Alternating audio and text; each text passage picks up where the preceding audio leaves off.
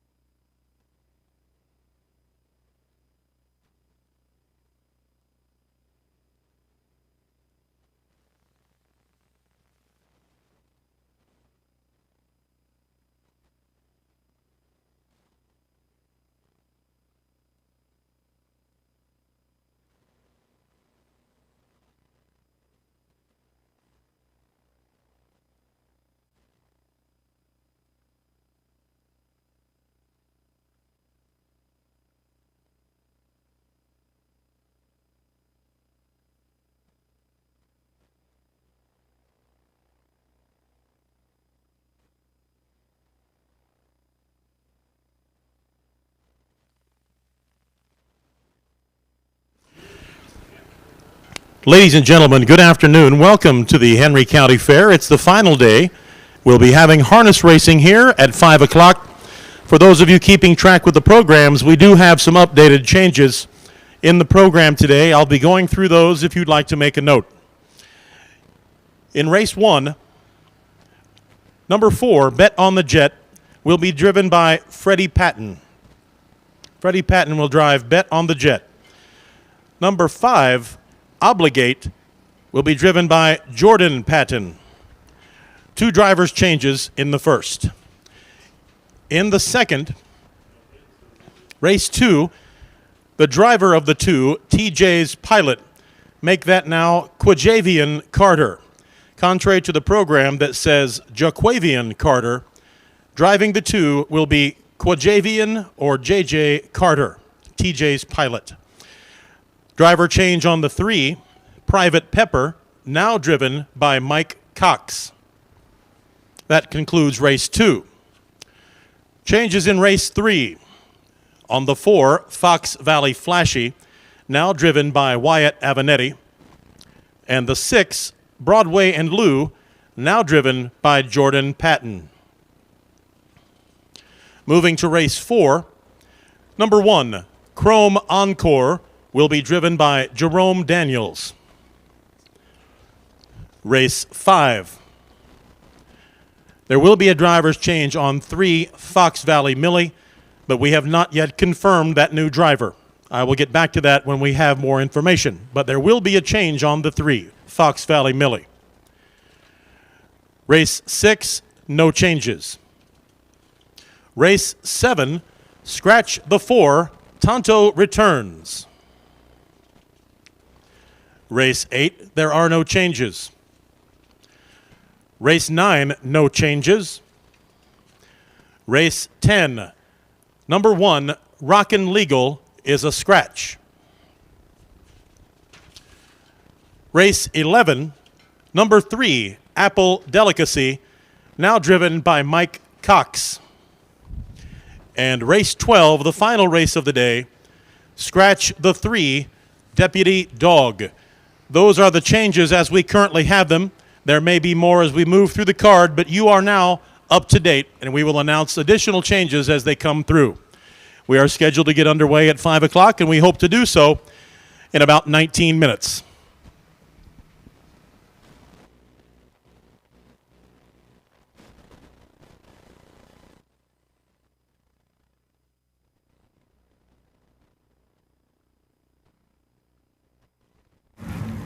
Wait, before you go and get your snacks and drinks, make sure to subscribe and like to Harness Tube. If you can't do that, just give us a thumbs up. Alright, to the show. All right, David, to the show as we get ready to go here on Harness Tube with racing coming to you from the Henry County Fair up in Cambridge, Illinois. A warm but breezy day. There's a nice breeze out today, and as long as you stay in the shade and stay where you can catch some of that wind, it's not too bad, but if you get out in that sun, it's kind of brutal right now. We're going to see some horses that are lathered up when they come to the winter circle today. Yeah, we should see some nice sweaty horses today, I would imagine. And so we want to remind people, and your son does a great job with that commercial, by the way, to like and subscribe. We want you to like and subscribe to YouTube. Things happen for Harness Tube when we get to 1,000 subscribers. And we keep getting closer and closer. I think we're at 859 right now. We've gained about 60 this year so far. So, if we gain 10 a fair, that's quite a few. That puts us on track for 1,000 by the end of the year. Absolutely. And we want to thank our sponsors out there for helping us put this out there. And so, new one today, we'll just point her out because she's a new one today. Chris Pepmeyer is a new one here. We appreciate having her aboard with us, yeah. Yeah, she's a RE/MAX realtor in the Galesburg area. She's one of the Flacco's neighbors, and I think her property butts up to their pastures, and I think she might have some Tennessee Walkers, if I'm not mistaken. So she's familiar with the horse game for sure. Okay. All right, and along with that, one of our favorite things from the backstretch. First time, some things you can send us in the backstretch. Send us a note. We love the YouTube notes. David can put those up there on the screen as we get going. Yeah, if you would have something that's maybe some media, you'd like to get up a picture or something, or a picture, an old newspaper article or something, send me an email or text if you can, and we'll try to get it into the broadcast. But don't send it at the last minute. We try to work it a little ahead of time if we can. But yeah, if you can get something, an old picture. I think I saw one floating around the grandstand. I was over there talking to Lisa earlier, and I think there might be a picture of Sam Hodgett floating around the grandstand from back in the old days. So she's going to try to put that in front of the camera somehow. It's so cool. We're going to see what's going. But any memories that you have, we like hearing what people's favorite fair food, things like that are. But you can do that a couple of different ways. Number one, you can send an email to harnesstube@gmail.com. You can text 312-772-5122 or chat with us on YouTube. You might even hear your response on the air. With that, we'll take one more quick commercial break. Make plans now to attend the 27th Annual Illini Classic Yearling Sale, which takes place on Labor Day at the Illinois State Fairgrounds in Springfield. Once again this year, the catalog will offer not only a strong lineup of Illinois-conceived and foaled yearlings, but also an excellent supporting cast of colts and fillies eligible to other state-bred programs in the Midwest and on the Eastern Seaboard. It's the Illini Classic Yearling Sale, Monday, September 1st, beginning at 11 a.m. Central.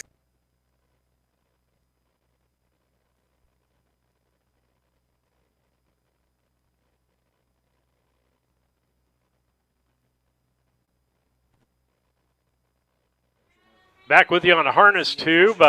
We've got 12 races on the card for you this evening. We started 5, as Scott Beal, the track announcer, said tonight that we'll be on around 5 o'clock. We're getting close to Star Spangled Banner time, and David's got the name of the person doing the Star Spangled Banner. But yeah, the Star Spangled Banner is going to be sung by...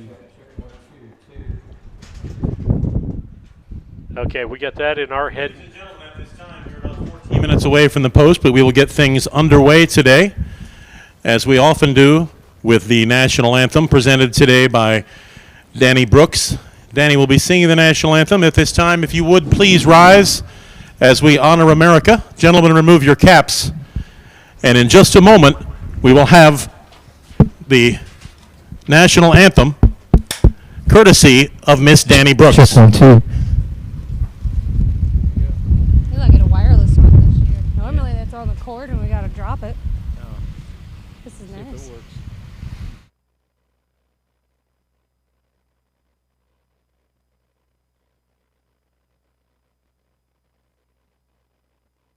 Oh, say, can you see by the dawn's early light what so proudly we held at the twilight evening, whose broad stripes and bright stars through the perilous fight o'er the ramparts we watched were so gallantly streaming, and the rockets regular, the bombs bursting in air, gave proof through the night that our flag was still there. Oh, say does that star-spangled banner yet wave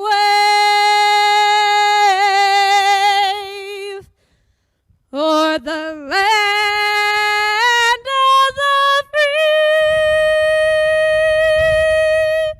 and the home of the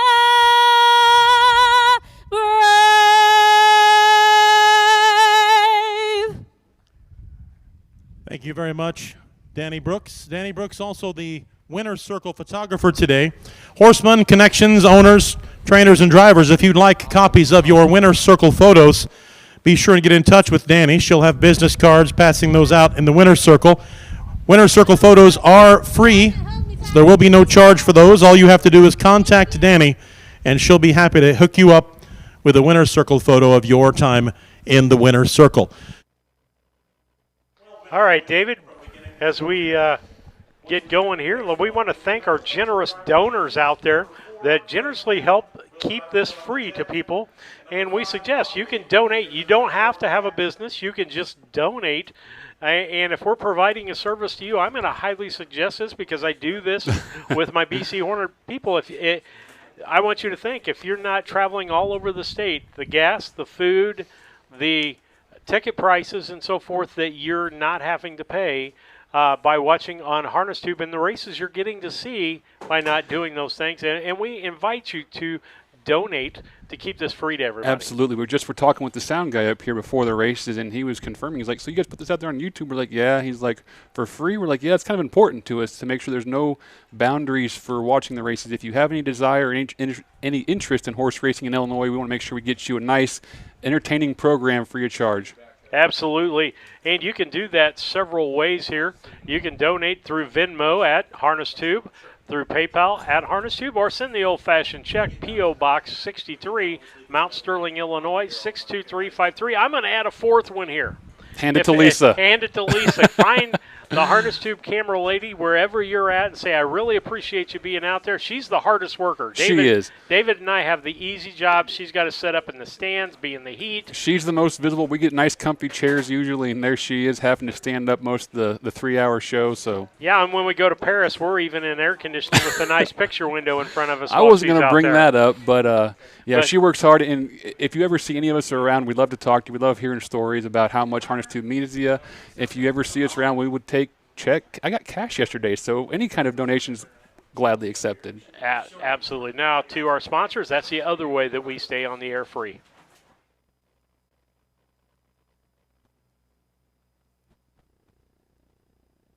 Yoder Custom Woodworking was started in 1995 by the Yoder family as a retail Amish furniture store in Sullivan, Illinois. They offer custom kitchen cabinets, granite and quartz countertops, built-in office and bathroom cabinetry, and offer a wide range of Amish furniture. Their store is located at 1117 West Jackson Street in Sullivan, Illinois, with store hours Tuesday through Friday 9 to 4:30 and Saturday 9 to 3. For more information, contact Yoder Custom Woodworking at 217-728-2166.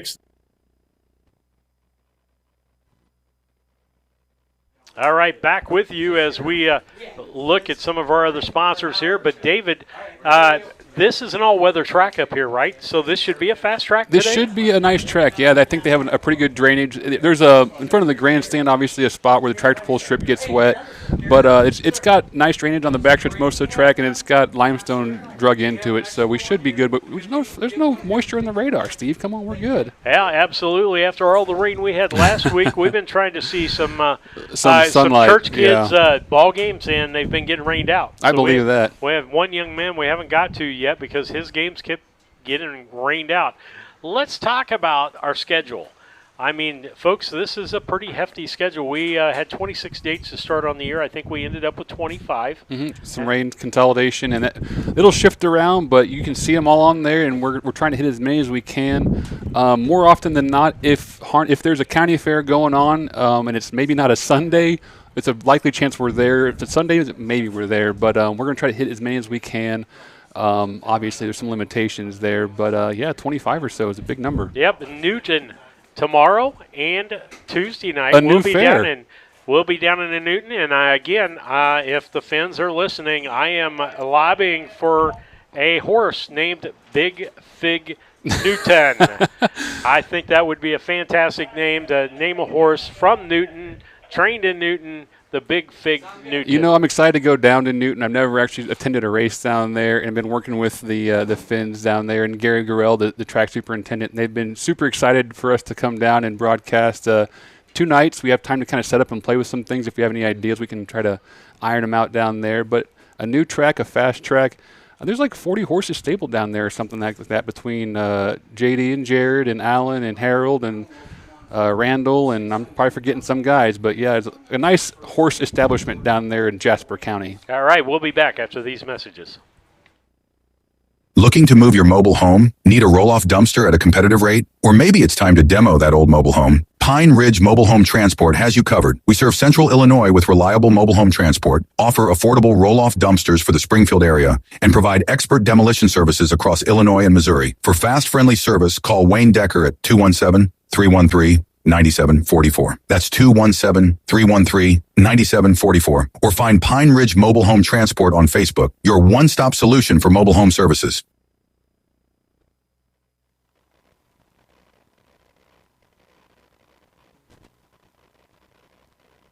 Dave, back again as we get ready for racing here and get through some of our pre-race Before we stuff. get too far, I want to say something here. We had a wonderful rendition of the national anthem sung by Danny Brooks down there, and you and I are both singers, Steve. We know how hard of a song that actually is. I refuse to sing that Did you song. notice she was pregnant? Yeah. Pregnant on a 90-degree day trying to sing the national anthem. There's no way I could get half the notes out. So what a great job to her for having a baby jumping down on her diaphragm like a trampoline, you know. And so as we get ready to go there, you can advertise with us also. Absolutely. That's another way you can do it. Contact David through Facebook on HarnessTube, YouTube. We like commercials. We like sponsors. We like donations. You know, right now we're leaving it up to kind of you guys that are deciding what gets aired, how many of what you want to see. You know, if you want to see more ads, we'll scare some up. But let us know for sure. Yeah, and again, the more popular even the ads become, then we can start looking for help to help us out, you know, and maybe do some more races next year on the schedule. But it's all dependent on finances. It costs us money to go to Newton and stay overnight and drive clear down there. And, it does. And do that. And I'll say, David, my wife and I are taking a nice side trip afterward. We're headed to Hoosier Park, if everything works out, on Wednesday. I'm so jealous. To watch races. Is there air conditioning that I can watch You at know, Hoosier I've Park? never been in Hoosier, but I'm sure the casino is perfect temperature. You So think I'm sure the inside of the building is probably pretty nice. You think I can play blackjack and watch harness racing? Maybe at not from the same same seat, but if you find the right spot, maybe you can catch both window out to the track and the table yet. But I haven't brought that up to my wife yet, so I won't tell her. hopefully Oh wait, doesn't she's hear listening. this. Hey, she probably is. And along with that, another one of David's son's commercials. I love it that the kids have got involved in this way. We're going to play that for you real quick. Do you like to watch horse racing? Yeah. Do you not want to pay money for a stupid horse racing channel? Yeah. Are you sadly allergic to horses and you can't see them? Yeah. Well, introducing Harness Tube, established 2023. Hey, I need to try this out. You can watch it at your son's ball game. Let's go, son. You can watch it while eating.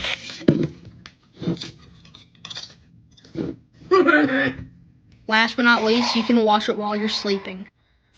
Yay, my horse won. Now, everybody, make sure you like and subscribe to Harness Tube and keep the notifications on for more Harness Tube streams or future videos or future posts. Anything that I care for. Anything at all. Even if it's just like a 1-second video of a horse doing a backflip. I don't know. But you get the point. So, I hope this video is very informational. And thank you for watching. Peace out.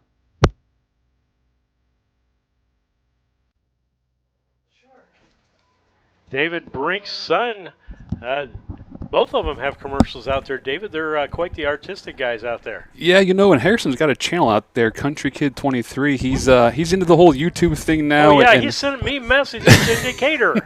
and I was working, so I couldn't clarify what was all going on. But, yeah, he was chiming in on the chat there. And, you know, it's kind of cool. I never got the whole – I sound old. I never got the whole YouTube thing until we started doing this. But having boys at a young age and watching kind of how they experience YouTube, I've been paying attention and kind of following along. And I tell you, they've been a big inspiration to me, not only in their content, but kind of in how they inspire me to see what the future generations are watching. Absolutely. I mean, that happens there. Is that your microphone? I was trying to turn out of the wind, and I couldn't tell if it was or not. Yeah, I think it was. I think it was your mic that was doing that. But again, we want to thank it. And one of the things, we're kind of proud of this. I mean, we did the whole 26 races at Decatur because of the rainouts. And the Downstate Classic was the first 9 races in that. What a huge day. If you enjoy high stakes harness racing, Mount Sterling Brown County Fair, the first day on the Saturday, is going to have the Downstate Classic. We have the 2-year-old division there at Brown County. The Macon County Fair in Decatur has the 3-year-old division, as we saw. But like you just said, it brings the best horses from all across the state, the best horsemen, trainers, drivers, the whole shebang. And you see them get to compete on a half-mile bull ring, and it kind of shakes things up. It's different than a mile track, and sometimes you get some different results. So it's always fun to watch, always exciting, always big money. And we're seeing more horses and drivers and trainers than I've seen in the first year that we did this, David, or in a lot of years past. I mean, the Decatur deal, because it was combined 26 races, we had like 125 or more horses at that. You know, I would say we probably, 60 or 70 here for the 12 tonight? I thought they said maybe, I don't remember what it was, 80 or so. But, okay. You know, like you're saying, with the excitement of the Decatur track, the breeding industry is about 2 years ahead of the race industry. So the influx of horses came in when we got all the excitement a couple years ago, and so now we're racing those babies. And what you're seeing is you know, the same amount of trainers, the same amount of drivers having to cover, you know, 20% more horses maybe or something like that. Yeah. So and one of the things I'll put out there, David, that I saw something on Facebook this last week is a hearing in Ohio, and the horseman, the gentleman being pro-horseman there, talking about all of the subsidiary spin-offs of having more horses in the state and having a good harness racing circuit in the state, that it is veterinary jobs, veterinary assistant jobs, the small-time agribusiness owners just flourish whenever you have a program for their animals to thrive in, really. And right now, you know, we don't have that. And we have young trainers now, young drivers that are coming into it. the waterfall effect on that is going to be cash for the agriculture industry. You're right. And if we lose this younger generation, like you said, if we bring them in, they're going to spend money in the future. They're going to be buying hay. They're going to be buying horses. They're going to be buying fuel and all that stuff. So, to keep this industry moving forward, we need to kind of get this young generation to come in. And we're very fortunate in Illinois. There's an opportunity for some young guys to make their mark and have a chance to compete against some top-notch horsemen. Okay. On the grounds, we are ready to go. Horsemen, we will not have a post parade today. Given the heat and the stress on the animals, it's been decided by the judges that we will not have a post parade. We will go directly to the gate. Horsemen, race 1. Bring your entries to the track for race 1.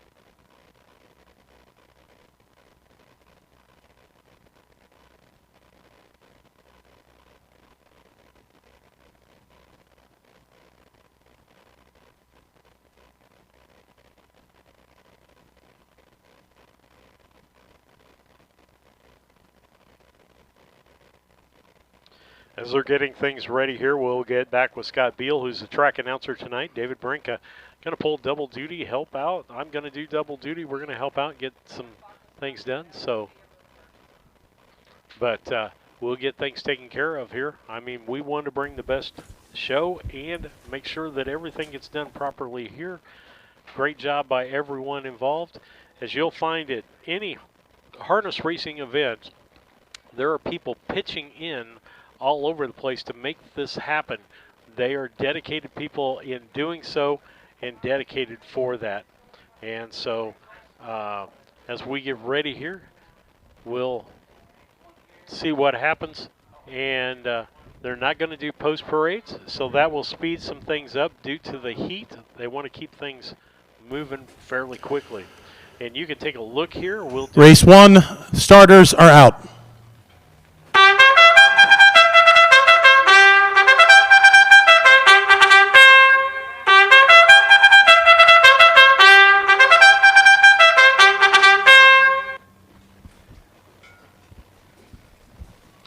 With that, as we look at it, David picked the 5. Once again, ladies and gentlemen, we will not be having a post parade. We will be going directly to the gate in an effort to be expedient and to put less stress on the animals, given the 90-plus degree heat today. Race 1 is an Illinois Standard Bred Association 2-year-old filly pace. The sponsor today is Blade Trucking of Cambridge. We appreciate their support. There's a purse of $5,317 in race 1. Let's meet the starters in race 1. Number 1, Super Sage, owned by Nan Turner of Argenta, trained by John Fletcher. Mike Rogers is in the bike. Number 2, Blue Band Express, owned by the D&J Racing Stables of Terry, Mississippi, trained by Jamaica Patton, with Mike Cox driving. Number 3, Arcade's Farrell Sherrill, owned by MM&D Racing of Charleston, Illinois, trained by Roshan Trigg with Jaquavian Carter driving. Number 4, Bet on the Jet, owned by Christopher Spann of Canton, Mississippi, trained by Freddie Patton Jr., and he also drives. And number 5 is Obligate, owned by Bart Seals of Mason, trained by Cornelius Cavett, with Jordan Patton in the bike. Those are your 5 starters going to the gate. In race 1, they're at the north end of the track as the gate picks up speed, and we are about ready to get underway today here at Cambridge at the Henry County Fair. It's a nice day. It's a really hot day, but everybody's having a good time so far. It's the final day of the Henry County Fair. We hope everybody's had a good fair week. The gate is at the top of the stretch, and we will be underway in just a moment.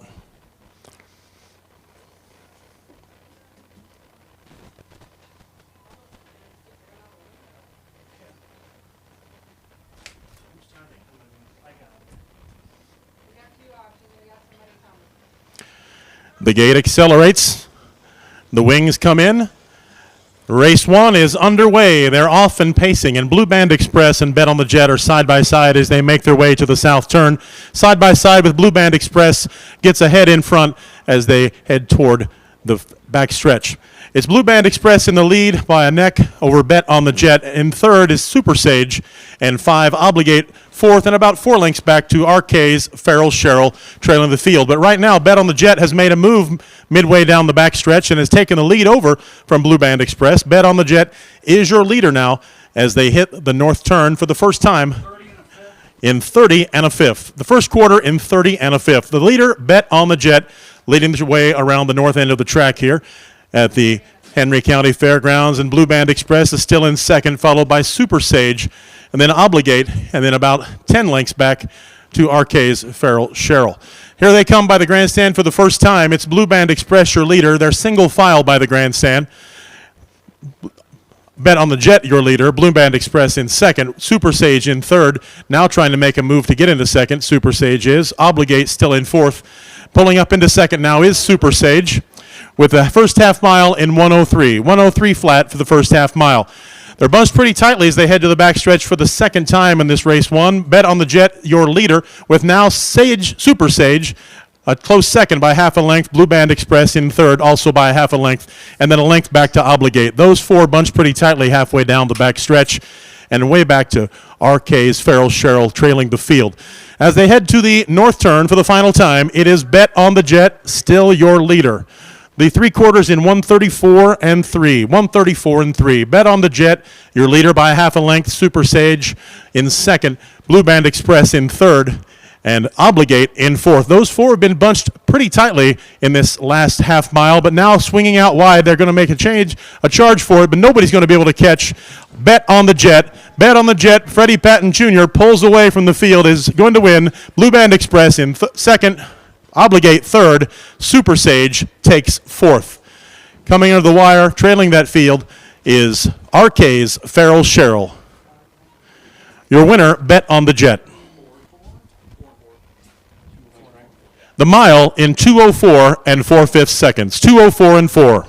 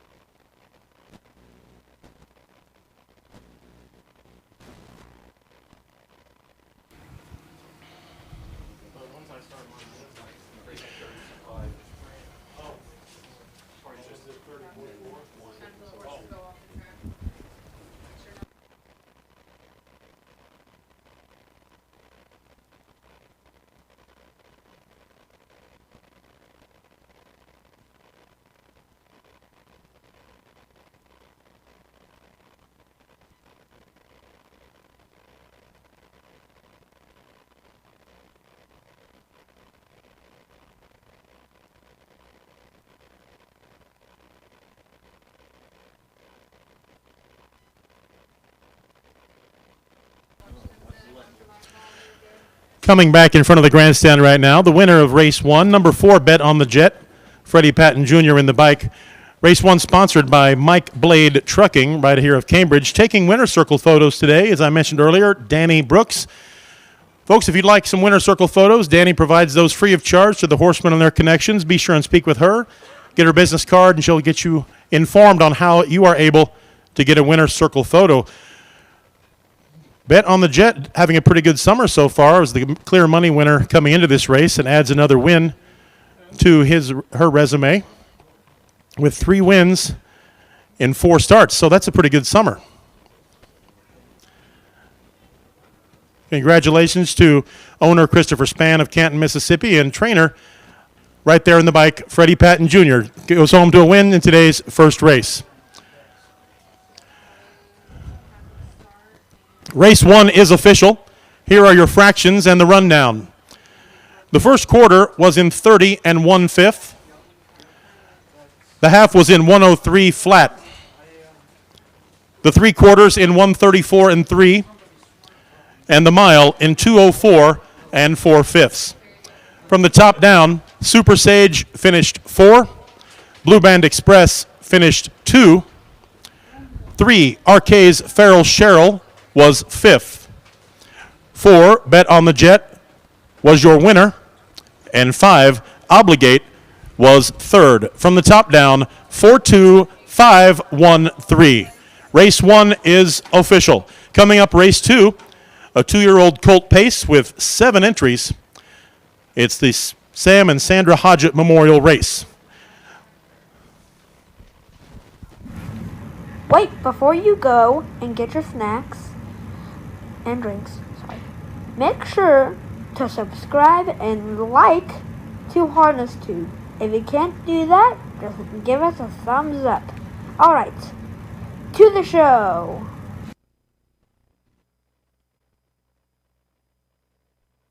Again, we'd like for you to like and subscribe our channel so that we can continue to bring this to you. We get some benefits from YouTube once we reach 1,000 victors.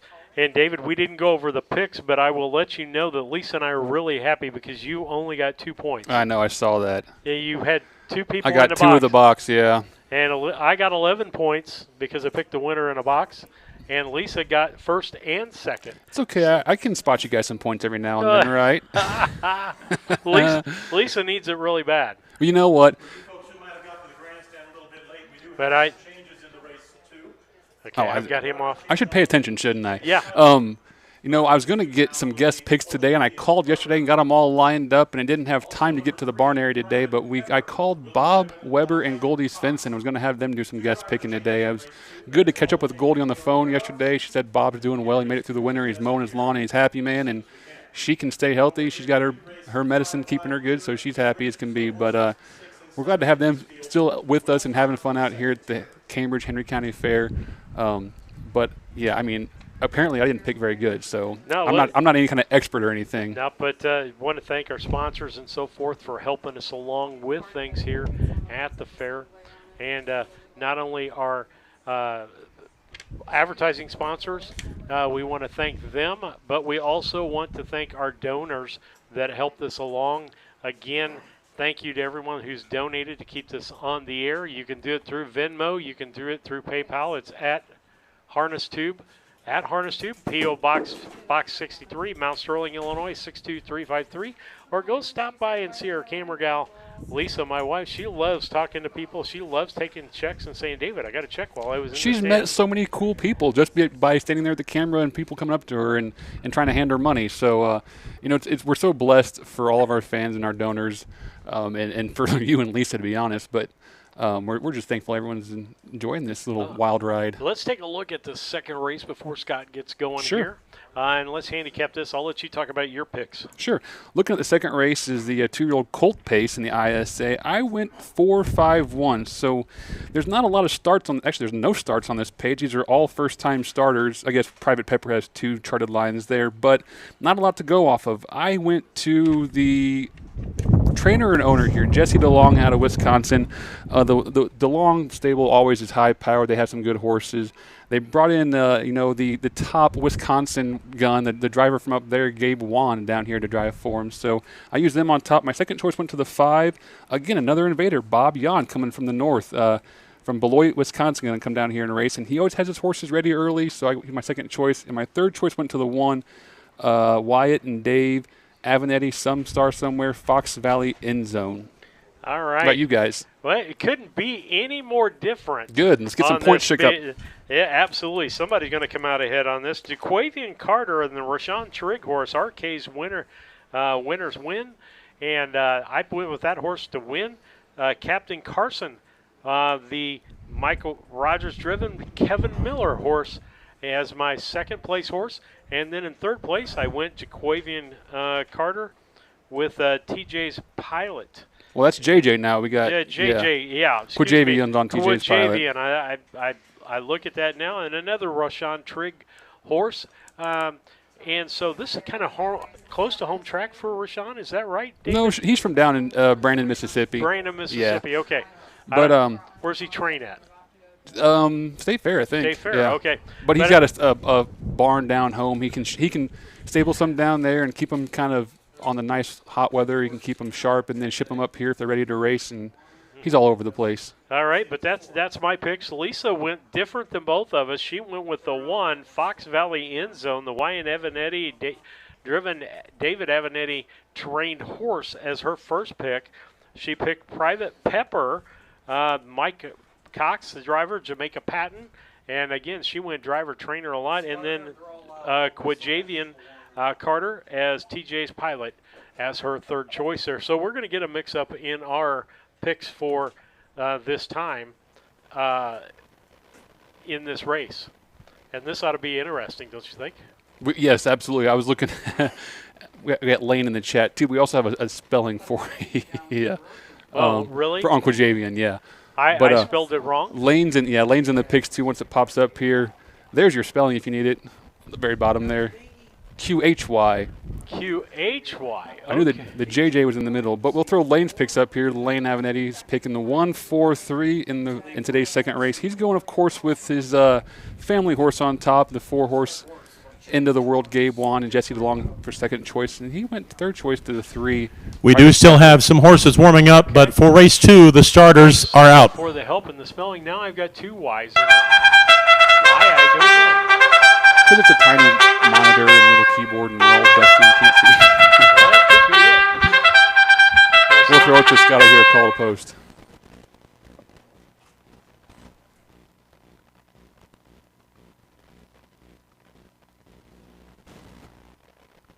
Okay, we go back to him. And I lied. Quiet. Yeah. He does that, and we'll get ready to go here. You know, it's funny you picked Arcade's winners win. That's kind of the motto out of the MM&D barn, I think, the winners win. I see that all the time on Facebook whenever they show one of their win videos they share on Facebook. They always post winners wins. So it's kind of cool to see that now bleed. Ladies and gentlemen, race 2 today is an Illinois Standard Bred Association 2-year-old colt pace. It's the Sam and Sandra Hodgett Memorial Race for a purse of $5,279. 7 entries in today's second race. Scott, I hear some. The field now begin to form up on the backstretch. Remember, we will not have post parades today, ladies and gentlemen, as a matter of expediency and due to the heat. Don't forget we have driver changes. I'll get to those as I introduce the field here in just a moment. Let's meet the field. Number 1, Fox Valley End Zone, owned by David Avanetti of Chrisman, Emma Schrock of Sydney, and Kevin Niefeld of Piatone. Trained by David Avanetti, Wyatt Avanetti will drive. Number 2, TJ's Pilot, owned by the Flacco family farms of Alexis and Roshan Trigg of Brandon, Mississippi. Trained by Trigg. In the bike, contrary to the program, is Quajavian Carter. Number 3, Private Pepper, owned by Linda Allhands of Monticello. Trained by Jamaica Patton. With a driver's change, it will be Mike Cox in the bike. Number 4, End of the World, owned by Jesse DeLong of Clinton, Wisconsin. Trained by Jesse DeLong, and Gabe Wand will drive. Number 5, YF I'm a True Star, owned by Robert Jan of Beloit, Wisconsin. Trained and driven by Jan as well. Number 6, RK's Winners Win, owned by the MM&D Racing LLC of Charleston, Illinois, trained by Roshan Trigg, and Jaquavian Carter is in the bike. And number 7, Captain Carson, owned by Kevin Miller of Arthur, and Bert and Ryan Hochsprung of Elburn, Illinois, trained by Kevin Miller, with Mike Rogers in the bike. The field is gathering up behind the gate, and the gate is rolling. We'll be underway with race 2 here in just a few moments.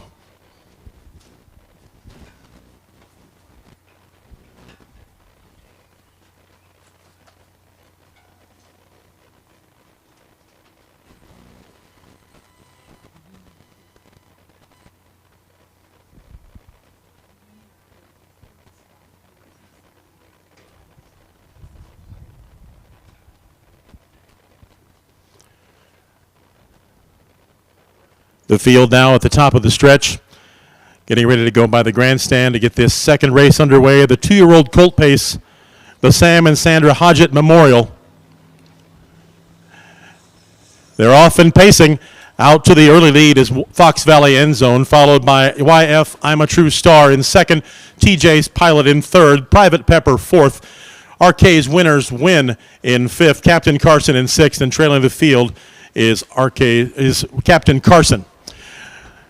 Fox Valley End Zone leads the way to the backstretch for the first time here in race 2 today and widens that gap over YF I'm a True Star up to about 3 lengths by now, but it's Fox Valley End Zone leading midway down the backstretch. The field begins to catch up with the leader. YF I'm a True Star in second, TJ's Pilot in third, and Private Pepper is in fourth. In fifth, RK's Winners Win, Captain Carson in sixth. 34 flat was your time for the first quarter. Trailing the field is End of the World. Here comes the field by the grandstand for the first time as they make the turn for the wire after completing the first lap in today's second race. Been leading since the get-go, and it's still Fox Valley End Zone coming by the grandstand now, ready to complete the first half mile in race 2. Fox Valley End Zone, your leader, followed by Private Pepper in second, YF I'm a True Star in third, Captain Carson now on the rail in fourth. The half mile in 105 and 3. 105 and 3/5 for the first half mile. The leader, Fox Valley End Zone, though, and there's a battle for second with YF I'm a True Star on the inside in second, but right behind by a neck is Private Pepper in third. There's another battle farther back behind that. Captain Carson on the rail, and End of the World is on the outside. There's a battle for fourth there. RK's Winners Win is behind that group, and trailing the field is 2 TJ's Pilot. But they're all chasing Fox Valley End Zone as they head to the north turn for the second time in today's second race. The 3/4 in 139 and 3. 139 and 3. It's Fox Valley End Zone, your leader. But coming out to challenge is YF I'm a True Star, pulls out wide, looking to challenge Fox Valley End Zone. Don't know if they're going to have enough time to do it, though. Here comes YF I'm a True Star. YF I'm a True Star. It's going to be close at the wire, but Fox Valley End Zone gets it by a head over YF I'm a True Star in third. End of the World, followed by RK's Winners Win in fourth. The mile in 209 and 2/5. 209 and 2.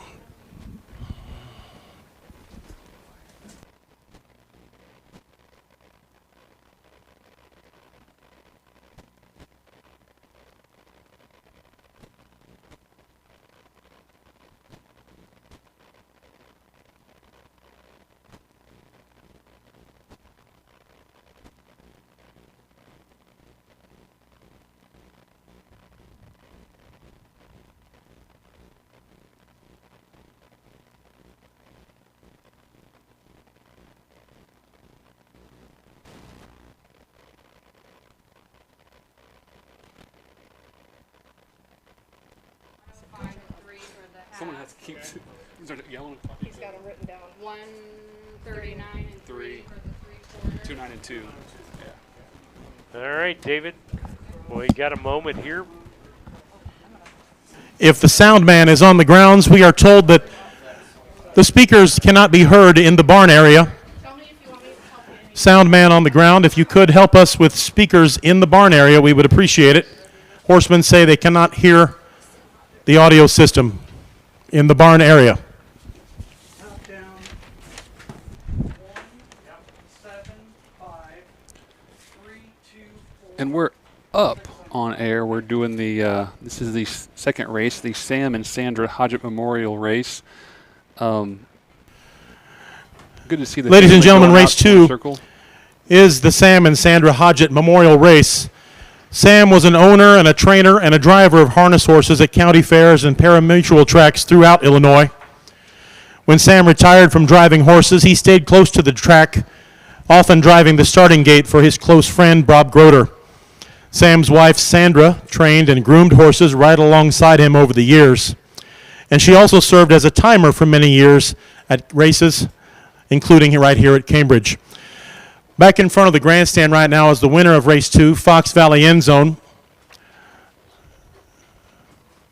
Congratulations to Wyatt Avenatti there in the bike. The connections include owned by David Avenatti, Emma Schrock, Kevin Niefeld, trained by David Avenatti. picks up its first win of the year for this colt. Congratulations to them.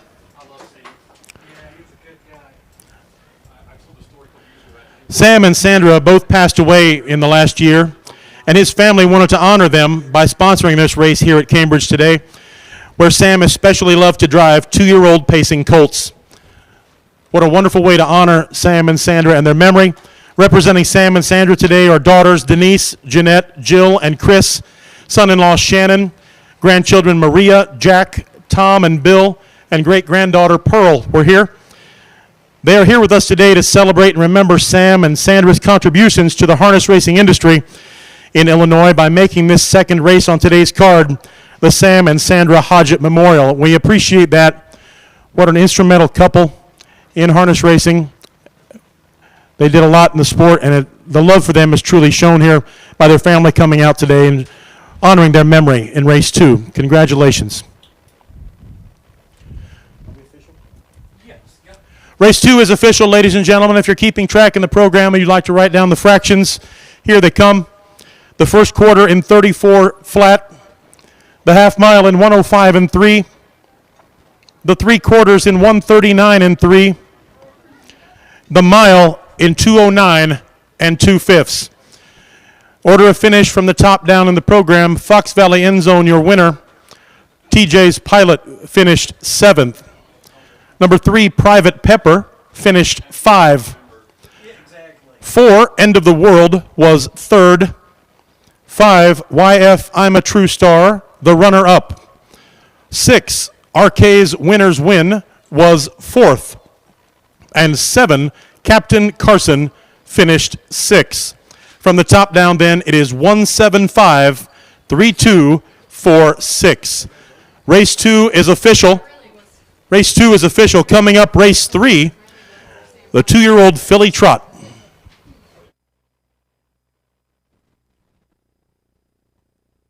Make plans now to attend the 27th Annual Illini Classic Yearling Sale, which takes place on Labor Day at the Illinois State Fairgrounds in Springfield. Once again this year, the catalog will offer not only a strong lineup of Illinois-conceived and foaled yearlings, but also an excellent supporting cast of colts and fillies eligible to other state-bred programs in the Midwest and on the Eastern Seaboard. It's the Illini Classic Yearling Sale, Monday, September 1st, beginning at 11 a.m. Central.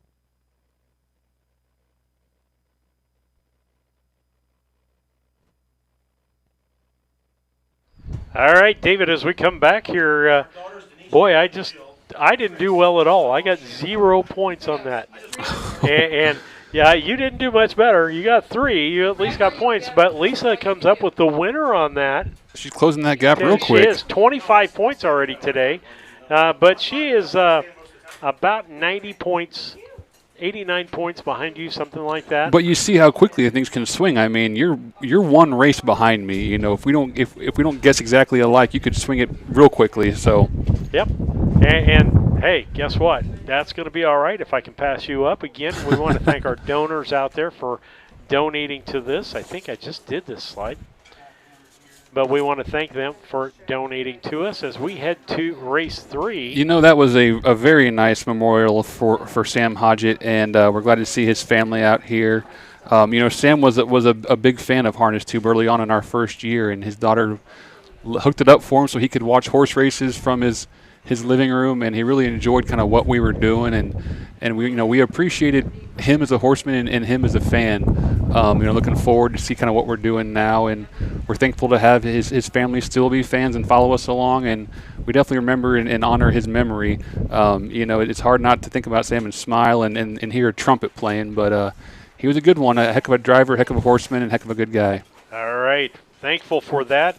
I mean, this sport has such a lineage, David, of people in the past that have forged the way and made ways for harness racing to be where it's at today. The stories I'm hearing in this job I'm doing now, I just was talking to the Finns in Newton yesterday, and they kind of had some memorials they're going to do the next couple of days, and just reading those memorials, the way they were written up, the stories they were telling about these individuals, it was so vivid to me because I could see them. You know, I knew those people. I knew exactly how they are, the horse community. It's so tight-knit. It's so historical. It's so, longevity. They're promoting up here the Henry County Fair. This is the oldest event at the Henry County Fair. People forget that county fairs were started because of horse racing. That's why we're here, and the storied history that we entail. We can't forget to tell it because it's going away quicker and quicker, and we have to put it out there on the ether, on the internet, so it's locked in forever digitally anyway. All right, let's talk about this next race coming up here. All three of us picked the 3-horse Enchanting Chrome, Jamaica Patent driven, Jamaica Patent trained horse, and so far 3 starts in 2025. Decatur a second, Carlinville a second, Martinsville a third. And that horse has been in some good races so far. And the rest of the horses, no records or very little record on the rest of them. David, talk about your second and third pick there. It's a fun time of year. We're seeing new starters, but it doesn't give us much to handicap off of. My second choice after the 3, I went to the top. Lou's Cabaret, that mare, that cross specifically, Lou's Legacy, Olives and Caviar, has produced Horses of the Year, Trotters of the Year in the state of Illinois. I'm hoping that the blood will carry that one across the wire second. My third choice went to the 5, Lou's Madison, again, out of the DeLong Barn. Out of SH4, I believe she was out of SH Revrek. There's an Illinois name for you. Just the lineage, I'm hoping for a good trotter. But anything can happen. These are trotters, they're filly trotters. They can make a break at any time. And again, this could be somebody gets a lot of points or somebody gets no points here after. If the 3 wins, we all get 10 points out of that. But see what happens in a second. I picked the 2. TV's Tia Wind, and so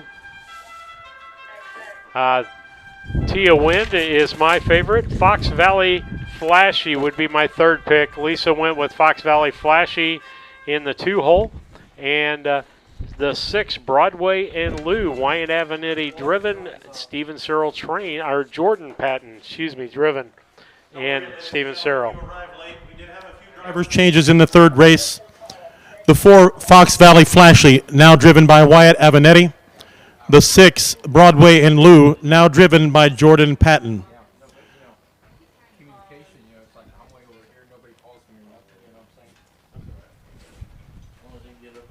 We'll leave him up here for a little bit. Steve, I just saw on the screen in the grandstand, looked like we have, talking about all these Northern Illinois Colt Association, we'll call them legends. I just saw Ron Van der Rostein walk in front of the camera.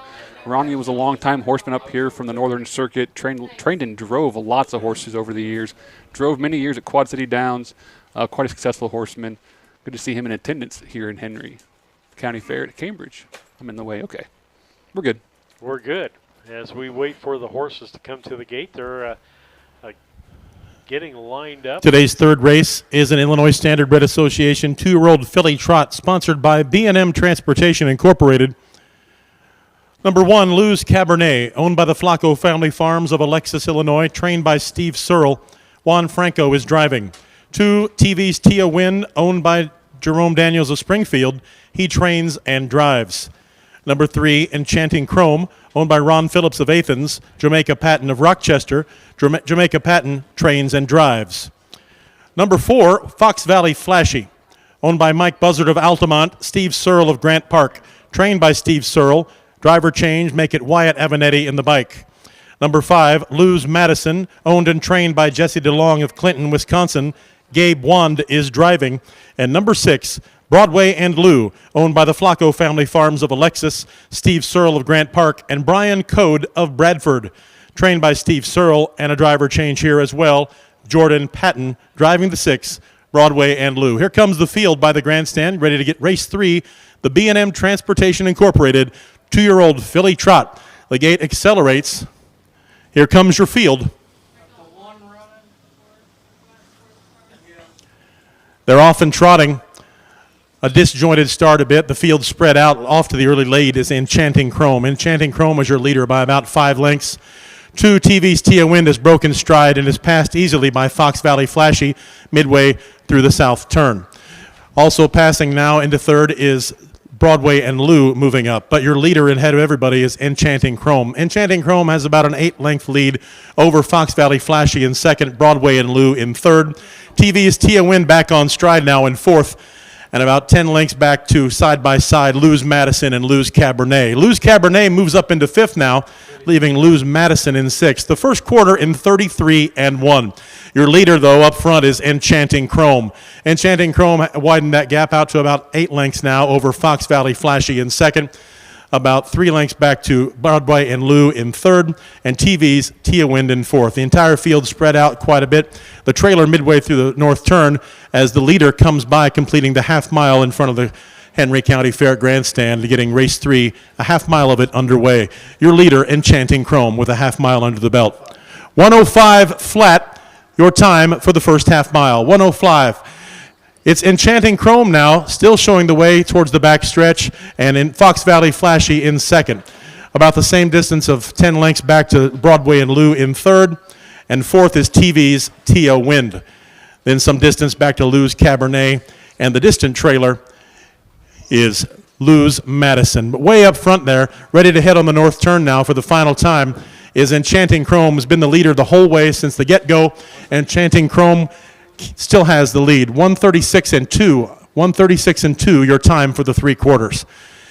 It's all going to be Enchanting Chrome right now unless Fox Valley Flashy wants to make a move. Fox Valley Flashy has about 1/8 of a mile left to go. Not sure what's going to happen here. Fox Valley Flashy looks to be picking up some ground. Here comes Fox Valley Flashy.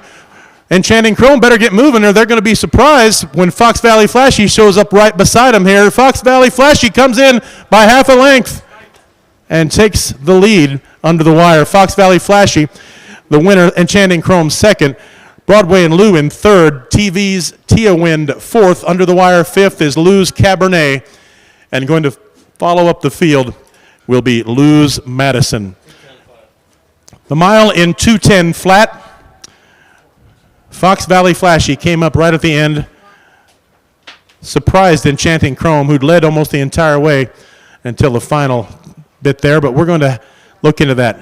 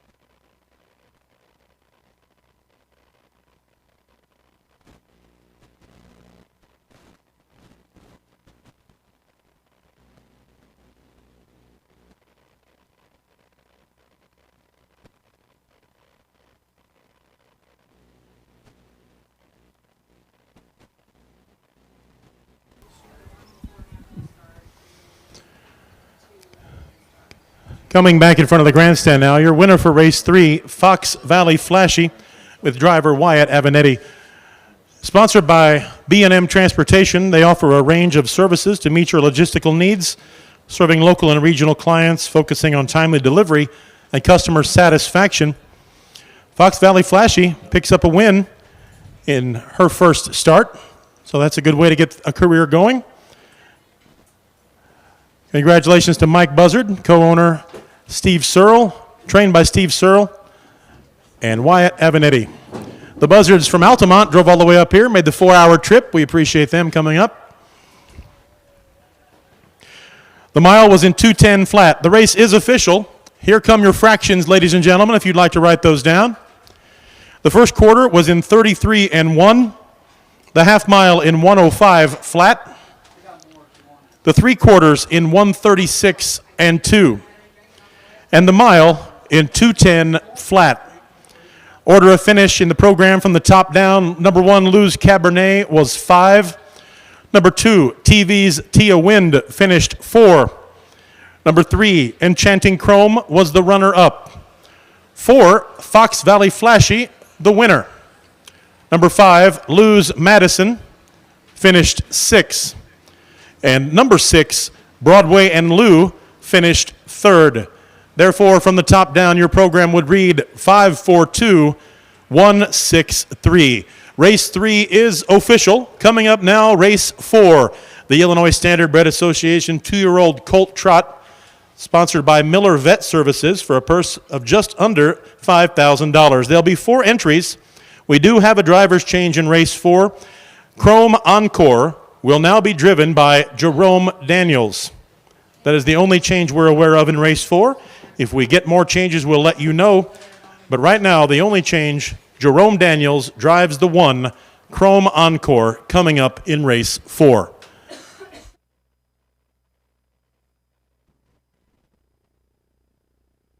Make plans now to attend the 27th Annual Illini Classic Yearling Sale, which takes place on Labor Day at the Illinois State Fairgrounds in Springfield. Once again this year, the catalog will offer not only a strong lineup of Illinois-conceived and foaled yearlings, but also an excellent supporting cast of colts and fillies eligible to other state-bred programs in the Midwest and on the Eastern Seaboard. It's the Illini Classic Yearling Sale, Monday, September 1st, beginning at 11 a.m. Central.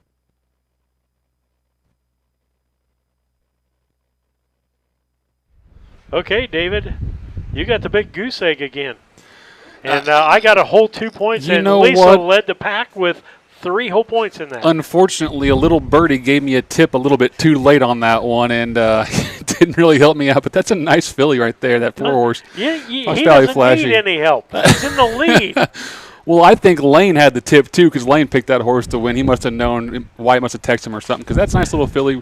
Congratulations to the Cyril Barn and Wyatt driving that thing. Yeah, Lisa could make up some ground with that one, huh?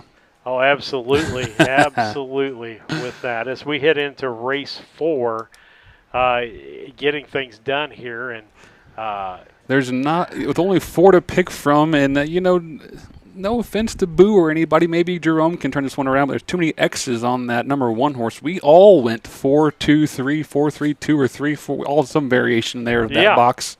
Yeah, and like you say, the 1 horse just too many X's, and yeah.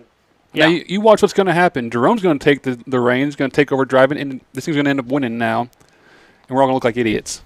Well, hey, as long as but Lisa's sitting out there. She didn't pick the 4. She picked the 3. So she can make some points up there. She can make some points up there. I mean, after that, it's a hodgepodge. Well, you know why she picked that horse, right? Why? Because that's the Jamaica Patton? Well, that's the little brother to Hocus Pocus and Focus, her favorite from whatever year that was. I don't know that she looks that deep, David. No, she's not. But you got you that analyzes everything. I can put a reason to anything. Yeah, you get looking at the breeder. You're looking at who the stock is coming from. You're looking at who's training the horse, and you're making this really high-priced educational test. I'm in the middle. So I'm taking just a little bit. If I'm not sure, I'm digging a little bit deeper. But I'm looking at what the horse and Randy Callahan. No, I'm not chalk picking all day today. Okay, just to let him know that. But Lisa, it could be the color of the horse. It could be who's driving the horse. It could be the trainer of the horse. And she's winning today in points. Yeah, yeah. And so, which goes to show there is no system. No, out at these fairs, these are first, such baby horses. 2-year-olds are starting their racing career. We don't know anything about them. They don't know anything about racing. So we're really just kind of taking educated guesses out here, having fun with the picks. But really, we won't know very much until September, maybe. And we've got a guest picker on Newton. So What about Newton? Newton, we've got a guest picker. We do, yes. Sorry, I was Talk about listening to that a Tina little talking. bit. Yes, down in Newton we have, unfortunately, we had a horseman take a spill in a storm, slipped on some steps and busted some ribs and something else, maybe a collarbone or something. But Harold Closer H. Finn down there in Newton is going to be doing some guest picks for us tomorrow and Tuesday. I sent him the program, and he had a good time going through last night and picking out his winners. Hopefully, he can bring a smile to his face since he can't be out there in the driver's seat himself. 6:30 start. Yes. We'll be on the air somewhere around 6:10. Yeah, give or take. As we get down there to Newton for 2 days. Nice to be in a place where we set up twice in 2 days. Yes, that's always nice. The only thing that could be better is a total enclosure where we don't have to set up and take down twice. But in my mind's eye, there's still a production trailer, a little one in my mind that we can plug in an AC and just sit in there all the time. Yeah. And yeah. put a flagpole, a camera up there, and we'll be set. And then Lisa will be asking for twice pay. We'll have to get her AC some too. Yeah. Maybe we can do one of those little, I got those igloos. Bubbles, that yeah. Put bubble that we can put air conditioning Pump. in. But let's let our sponsors have some time here. Absolutely. Yoder Custom Woodworking was started in 1995 by the Yoder family as a retail Amish furniture store in Sullivan, Illinois. They offer custom kitchen cabinets, granite and quartz countertops, built-in office and bathroom cabinetry, and offer a wide range of Amish furniture. Their store is located at 1117 West Jackson Street in Sullivan, Illinois, with store hours Tuesday through Friday 9 to 4:30 and Saturday 9 to 3. For more information, contact Yoder Custom Woodworking at 217-728-2166.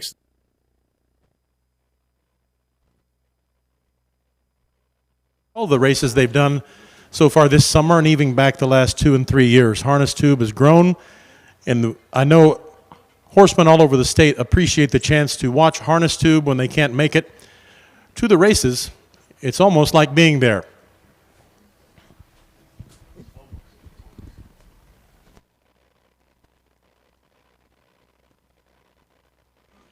All right, David, let's talk about our schedule a little bit coming up here ahead. As we said, we're in Newton for a couple of days. Following the week, we are in Rushville for a couple of days. Enjoy going that because that's 20 minutes from home. Yeah, that's a nice close one for us. Shouldn't be much expense there, but it's nice to be. And I think that's air conditioned. It is, and they take care of us there. The fair board's good to us. Rick Boyd, George Pollock, and the whole fair board. Race 4, starters are out.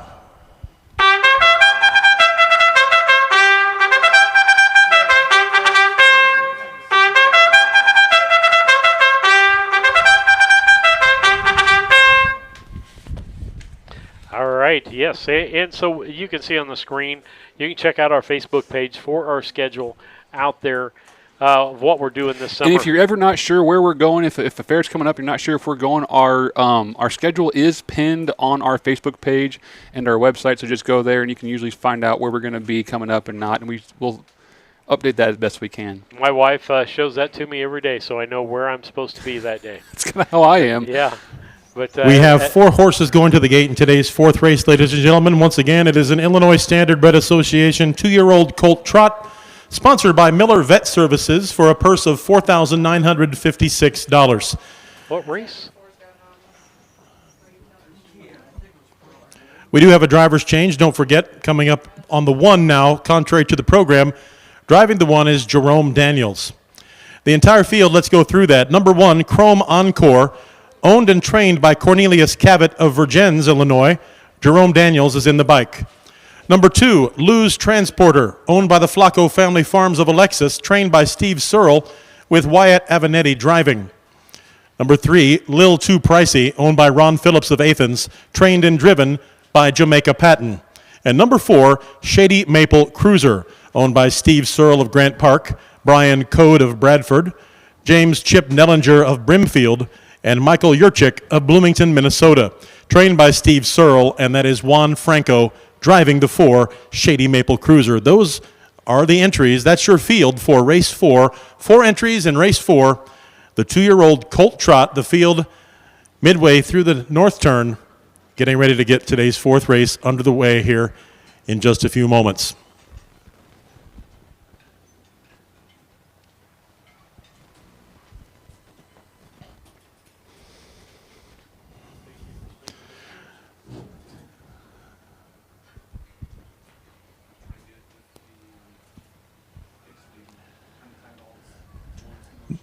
The gate begins to pick up speed, going by the grandstand. The wing folds in. Chrome Encore off stride at the beginning of the race. 3, a little too pricey. A little too pricey is your leader as the race 4 gets underway here today. A little too pricey, your early leader, followed by Lose Transporter. And then in third, still breaking Shady Maple Cruiser. Fourth is Chrome Encore. Chrome Encore in third, breakers both in the back in third and fourth between Chrome Encore and Shady Maple Cruiser. Your leaders up front, though, a little too pricey in first, and followed by Lose Transporter in second. Those two off and away from those two horses off the pace way back midway through the first trip down the back stretch. Up front, though, Lil Too Pricey is your leader in 34 and 4. 34 and 4 your time for the first quarter. It's Lil Too Pricey. He's had the lead from the beginning, maintains it now as they almost complete the first lap here in race 4. Lose Transporter in second. They're getting ready to come by the grandstand now for the first time after completing the first half mile. Lil Too Pricey trotting by the fans here in the grandstand, followed by Lose Transporter. Those two have been consistently trotting the whole way through. The other two struggling to stay on the trot through this first half mile. 109 and 3. 109 and 3 the time for the first half mile. 109 and 3. It's the top two now entering the backstretch for the final time on race 4. Lil Too Pricey the leader, but making a move now. Lose Transporter. Here comes Lose Transporter now, gets ahead in front and takes the lead now. Lose Transporter is your new leader and extends that lead all the way out to a length. Lose Transporter has taken over the lead from Lil Too Pricey. 143 the time for the 3 quarters. 143 flat your time. But it looks like Lose Transporter broke stride now. Lose Transporter has broken stride, allowing Lil Too Pricey to go right by smoothly and regain the lead. Here comes Lil Too Pricey.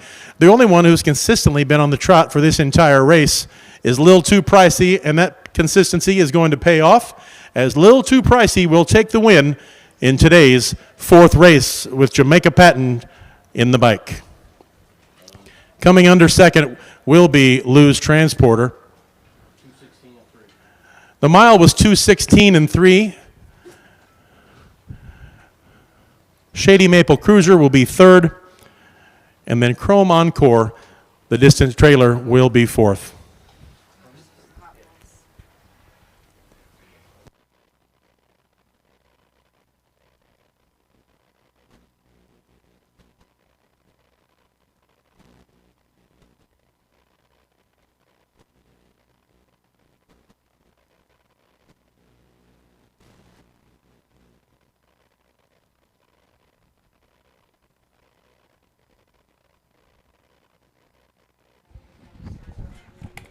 Okay, David. Good race there. And unfortunately, Miss Lisa is going to take some points on that. Unfortunately, David. all I can do is box all day. Just stick me in a cardboard box and send me to China. Man. Yeah, you were a 4.32, so you got 3 points.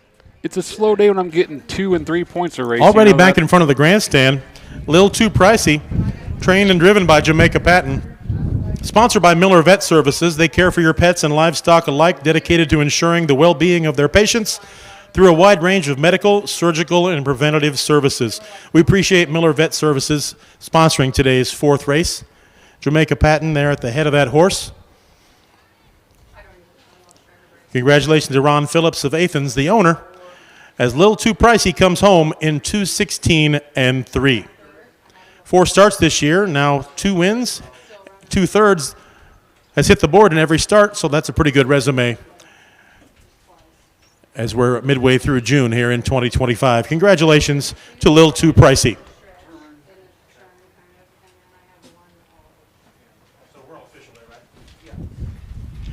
Ladies and gentlemen, if you'd like to write down the fractions in the order of finish, here they come.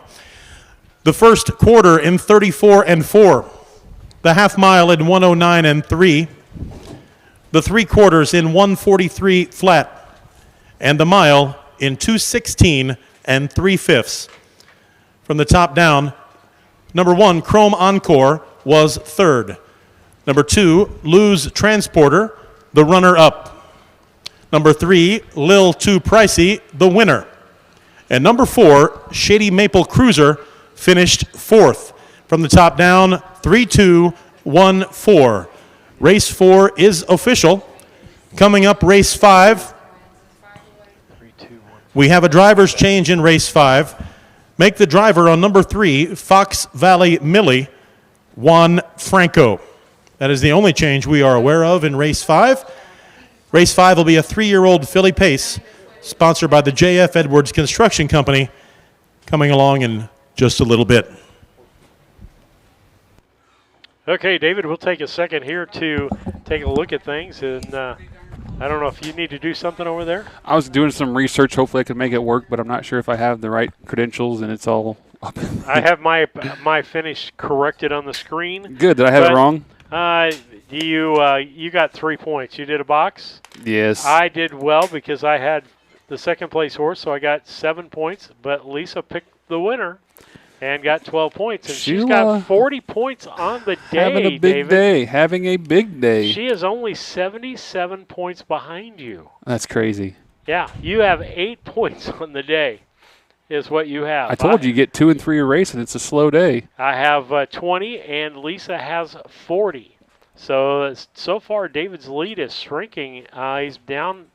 He's just up 13 on me and 77 on Lisa. So that lead is shrinking. We'll see how that keeps going through this next batch of horses.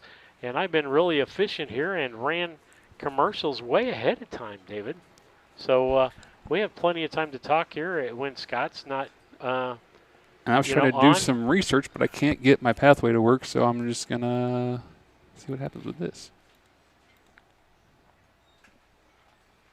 Nothing worse than trying to work tech when you're live. I mean, because absolutely. I can do some fill here. No, you're fine. I'll give up on it for a while. But, man, I just didn't know what the heck was going on with that. It's not letting me click anything. So. Race 5, let's talk about our picks here as we're not quite halfway through the night here. Race 5 has got 6 horses in this race. David and Lisa both picked the 3-horse Fox Valley Millie, now driven by Juan Franco, a Mark Walker horse. David, reason picking in that horse? I mean, look at the program. She's 3 for 3 in the last 3 starts. She's been tough around the fairs. So I want to clarify that you're picking chalk. Absolutely. When you have a favorite in the race, you go with the favorite. Okay. Randy Callahan, I want you to note that David, Brink, and Lisa both picked chalk in this is race. why I don't bet, because I play the favorite so much I wouldn't make any money if I did. I picked that horse to finish second, but I went truly a winner. Wyatt Evanetti and Kevin Miller. I just like that horse, and looks like it's been very consistent in its racing. I like the times. I like the trainer. I like the driver. There's lots of things to like to put that one horse on the top of your list. And I will say, I like the owner, too, Bart Seals. I sat next to him yesterday in the grandstand at the 2-year-old preview.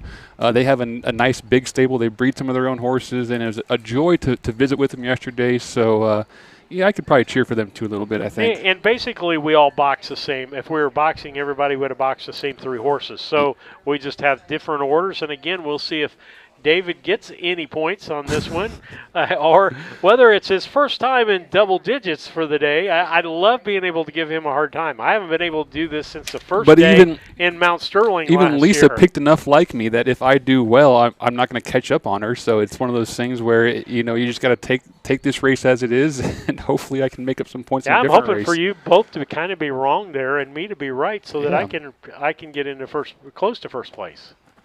But we have a lot of fun doing this. Folks, you can do this at home. Yes. Have a watch party at your house. I've been this close to putting together our nursing home files the last week, and I haven't got it done yet. But, yes, have a watch party. We're going to get this together. Our scoring system isn't that hard to figure out. It's 10 points if you get the winner right, 8. What was it? 5. 5 points if you get the second place, and 3 if you get the third place. And then if you get any of the horses that you picked in the top 3 right in the wrong order in the top 3, give yourself 1 point for hitting the box on that one. But yeah, it gives it some sort of excitement. Yeah, you can have a day of fixing corn dogs at home. Lemon shake-ups. Betting dollars, betting quarters, whatever. If anybody's good at Poker elephant tokens. ears, they could do that. Yeah. Do what you want. And the Mount Sterling people know we have night at the races and everybody has a blast and comes out of that saying, I didn't know harness racing was so much fun. And that's the key, is we have to make our sport an entertainment program. I mean, because people do want entertainment. They don't necessarily know horse racing or know the ag aspect of this.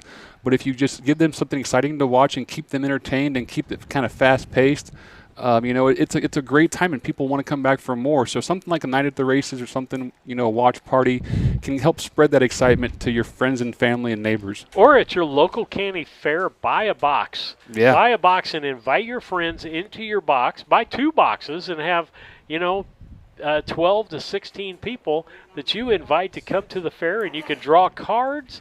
You can do all kinds of different things to pick horses and just have a lot of fun with it. And I know we're a great service, and there's a lot of horsemen who can't travel, especially in the heat across the state and whatnot, but we cannot reiterate it enough. If you come out to the fair, like Steve was saying, buy a box, hear these horses thunder past you, hear the drivers hooping and hollering when they're coming to the wire. There's a certain level of excitement that only exists when that echoes in the grandstand, and we invite everyone to come out. It's so fun. I'm a county fair nut anyway, so this is where I'm thriving. Well, who's the driver I like? The Doc that he talks to his horses all Renard, the way. Doc Renard out of Hamilton, yeah. He talks to his horses all the way around. That you can only get that live. And you know what? Doc trained with us, and we had his horses for a while when he was still active as a veterinarian, and he did that training. I mean, that's just how he is. He communicates with his horses. They trust him implicitly. They have a connection. It's a crazy thing, but it works for him. Absolutely. So we want to encourage you, number 1, go to the county fairs and support harness racing in your area. Number 2, if you can't go to the fair and you're watching on us, have a watch party. Get other people interested in harness racing. I can guarantee that once they do that, they'll be hooked, and you'll be having a party every week or finding time to do that. You can even pick one of our races from last year that maybe nobody's watched and replay it and do that. It's all new to you then.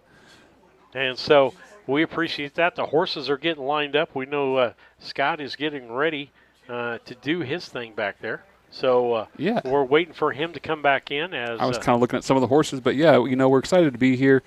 It's a nice day. The stifling heat hasn't got me too down. It actually is a little comfortable up here with the breeze blowing through these windows, but yeah, I won't say I'm not a little sticky. Yeah, that's the thing. You're a little sticky. I think I've got a couple of bug bites and a couple of poison ivy. The heat is kind of making it When itch. I mentioned the national anthem being sung, it's heavy breathing. It's kind of got that thick, muggy air, but it's not too bad. Absolutely. But it's a gorgeous fair, gorgeous night. Looking out over the rolling fields here, cornfields as far as the eye can see.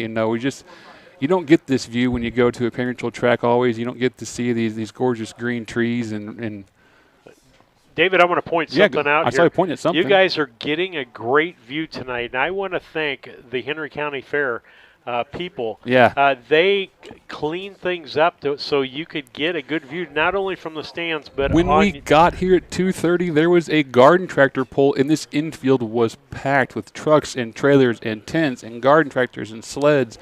And 3 o'clock came, and they pulled out so quick, and the fair turned this track over. Ladies and gentlemen, race 5 starters are out. Big shout out to Dave Brooks.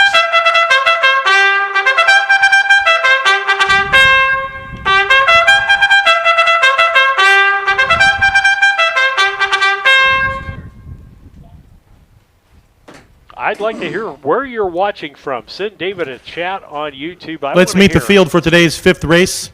The Illinois Standardbred Association 3-year-old filly pace, sponsored by the J.F. Edwards Construction Company, for a purse of $5,176. Number 1, Truly a Winner, owned by Kevin Miller of Arthur, Bart Seals of Mason, Wayne Moldenauer of Lake Mills, Wisconsin, trained by Kevin Miller. Wyatt Avenatti is driving.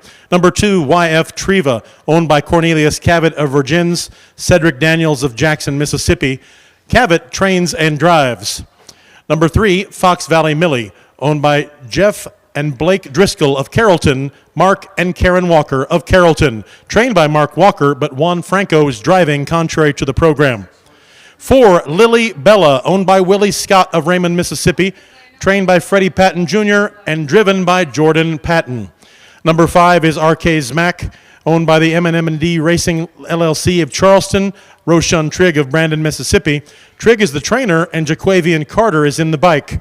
And number 6, Yankin on Tory, owned by Herman Wheeler of Monroe, Louisiana, trained by Jamaica Patton, and that is Mike Cox driving. That's your field, 6 horses to the gate in today's 5th race. The 3-year-old Philly Pace, sponsored by the J.F. Edwards Construction Company. The gate is at the top of the grandstand here, coming by for the first time. The wings fold in, and race 5 is underway. Underway early, and the leader is RK's Mac. RK's Mac out to the lead, but right on the inside, trying to make a move, is Truly a Winner in second. Those two side by side is Truly a Winner, tries to get in front, unable to do so, and the winner as they head, the leader as they head to the backstretch is RK's Mac, followed by Truly a Winner in second. About 4 lengths back to Fox Valley Millie in third, followed by Lily Bella, then YF Treva, and then about a dozen lengths back to Yankin on Tory that trails the field. The leader, as they head to the north turn for the first time here, is still RK's Mac. RK's Mac followed by Truly a Winner. 29 flat, your time for the first quarter. 29 flat, the time for the first quarter mile. RK's Mac is the leader, right behind is Truly a Winner. Those two separated from third by about 6 lengths. It's Fox Valley Millie in third. The leader coming by the grandstand for the first time, though, with a half mile almost under their belt. It's RK's Mac, the leader after the half mile, followed by Truly a Winner. Fox Valley Millie in third, Lily Bella fourth, YF Treva fifth, and now completing that half mile, Yankin on Tory. The half mile in 59 and 2. 59 and 2/5 seconds, the time for the first half mile. It's been unchanged now, though, for the first half mile and more, as RK's Mac is still the leader with Truly a Winner right behind in second. Wyatt Avenatti may be waiting to make a move here with Truly a Winner, content so far to just stick right behind and let RK's Mac show the way. About 6 or 8 lengths back to Fox Valley Millie in third. The 3/4 in 1:29 and 2. It's been RK's Mac the whole way so far. Is Wyatt Avenatti going to make a move as they hit the top of the stretch for the final time in race 5? Wyatt Avenatti swings out wide with Truly a Winner. Here comes Truly a Winner.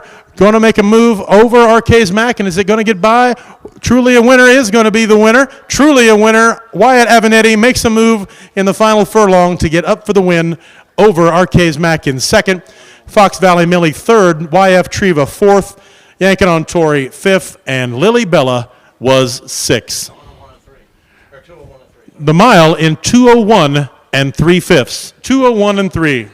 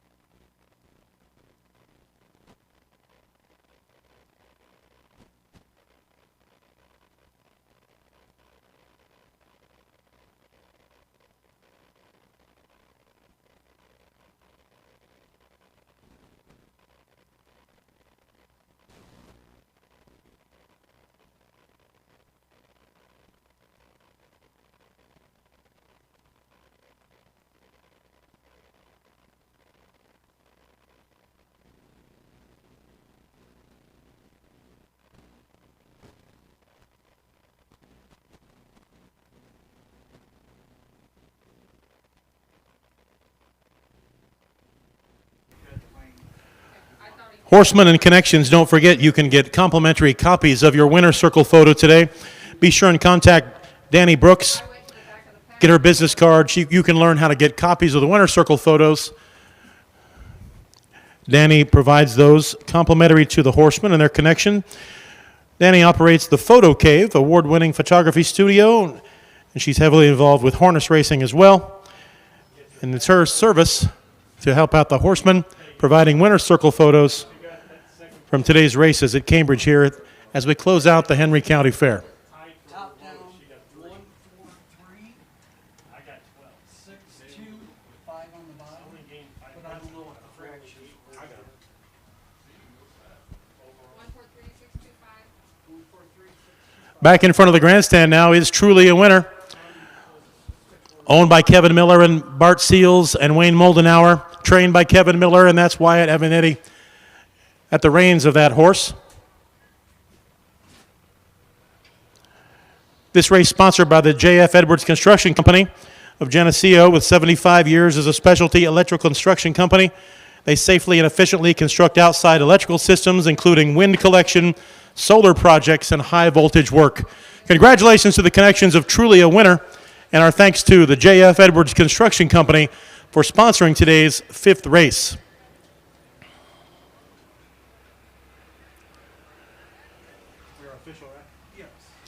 Race 5 is official. Ladies and gentlemen, if you'd like your fractions and your rundown, here they come. The first quarter was in 29 seconds flat. The half mile was in 59 and 2/5. The 3/4 was in 129 and 2/5. And the mile, 2:01 and 3.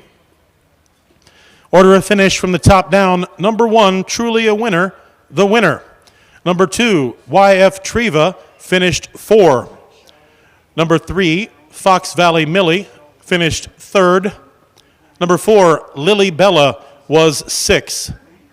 Number 5, Arcades Mac, the runner-up. And number 6, Yankin on Tory, finished 5. From the top down, 143.625. Race 5 is official. Coming up next, race 6, an Illinois Standardbred Association 3-year-old colt pace. It's the first division, sponsored by the Brooks Stable.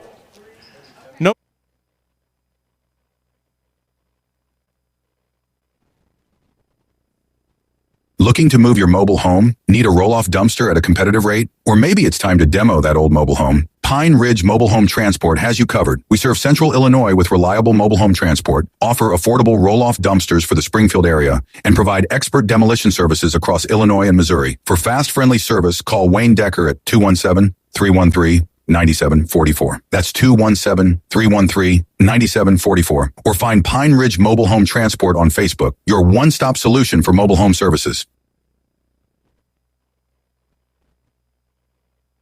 All right, David, as we take a look at that last race, you got 7 points. That's your high for the day as you picked the second place horse. I got 12 because I got the first place on that, so I'm only down by 7 points today, and I am down by 8 points overall. Lisa had her second, or her tied for her lowest. She only got 3 points that time, David, so there is hope for us mere mortals out here. She's got 43 points on the day. She's 611, so she is down from David out of first place, 81 points.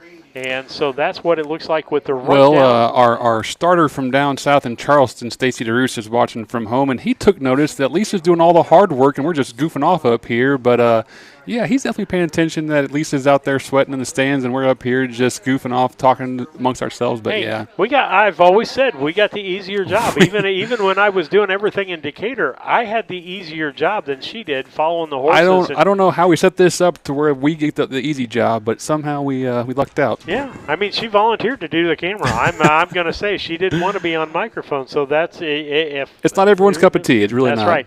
And folks, you can advertise with us. We'd love to have you as an advertiser. You see some of our billboard ads that we've had out there that don't have any talking with them. Just put it up. Some nice rates out there. A lot of racing left in the year. Or we can make you a nice 30-second commercial up. A couple of those we have made up the ads and done that for people. And then you can take and use that ad in your radio advertising or your local stuff. I've made a couple we haven't aired yet. So, those are files are yours to have. We can send them to you. You can air them on your local news. You can air them on other broadcasting or streaming services or anything that you wish. We'll do that for you. Just give us a call. 312-772-5122 as we get ready for race 6 here. And guess what? All three of us picked the same. Well, then there's not going to be much. Can't gain anything here at all. Not at all, no. Maybe I need to look and change mine so I can but I don't want to lose any ground either. I'm just tickled to see all the viewers watching from across. We're Yeah. throwing up all the different Yeah. places on the screen from the YouTube chat, which is working great, who all guys. have we had? Because I've been busy over here doing my thing. I've been Where throwing them up as they came through. We had, let's go through, I'll read them off here. We have D. Russell down in Oak Grove.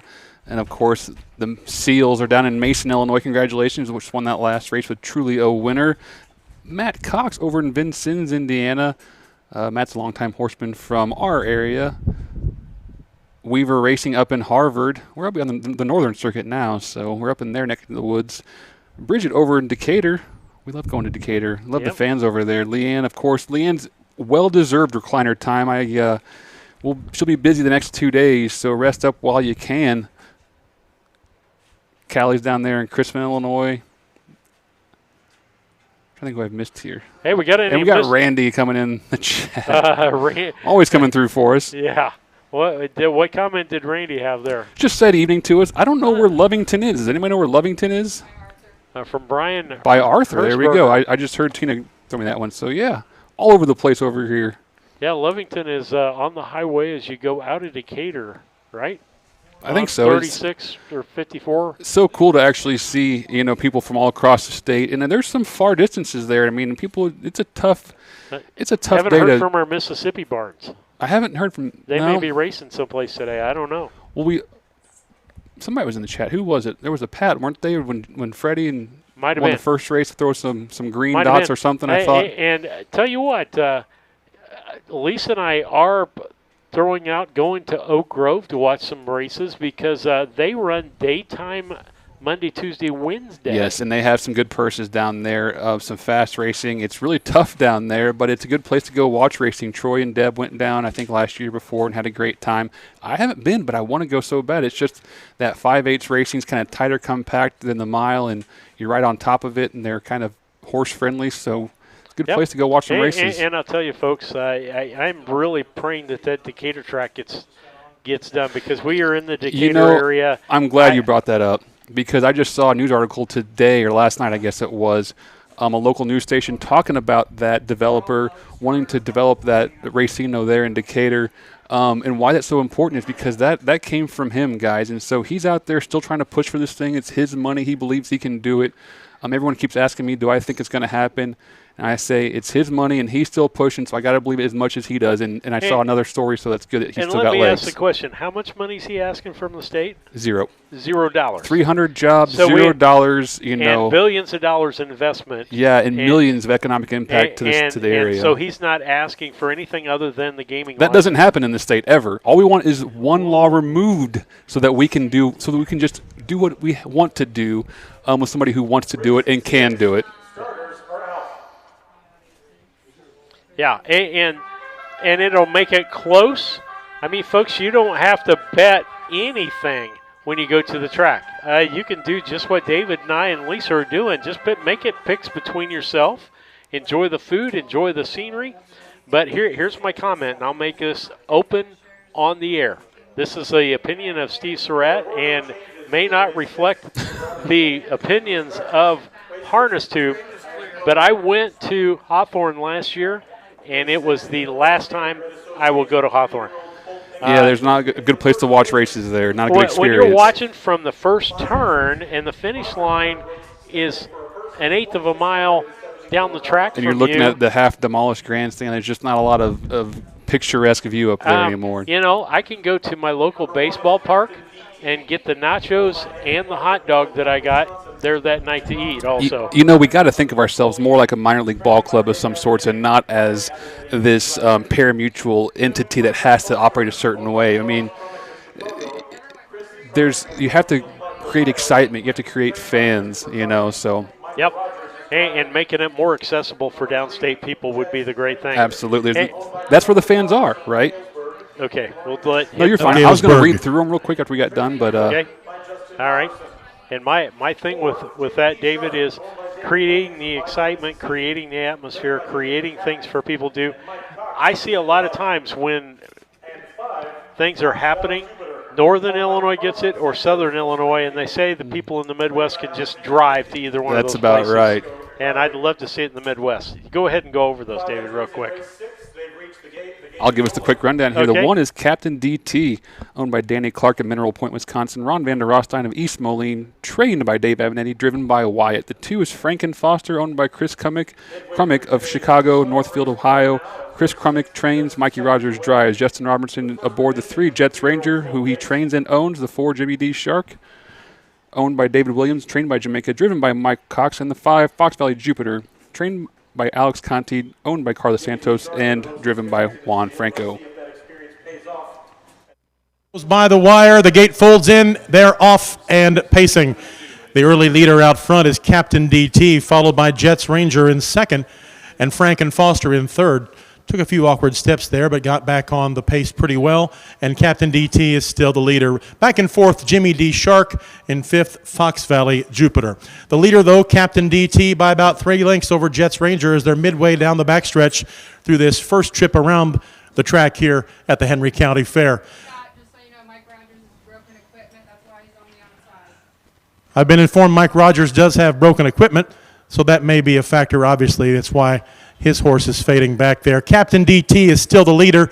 Captain DT followed by Jets Ranger and then Jamie D. Shark. 31 flat your time for the first quarter. 31 flat as they head towards the grandstand now, completing the first half mile in this 1 mile trip around the field here at the Henry County Fair. They go by the grandstand. Captain DT has been the leader since the start and remains so, followed by Jets Ranger, Jimmy D. Shark, Fox Valley Jupiter, and Franken Foster trails, though. And remember, Franken Foster has broken equipment. The first half mile in 102 and 1. 102 and 1. It's Captain DT, though, been the leader since the beginning, but on the outside now, moving from third into second, looking to make a move towards first is Jimmy D. Shark. But Jimmy D. Shark is in second right now and will look to stay there if Captain DT has anything to say about it. But Jimmy D. Shark is side by side with Wyatt Avenatti driving Captain DT as those two are going into the north turn for the second time, and Jimmy D. Shark breaks there and swings out to the outside. Jimmy D. Shark broke stride.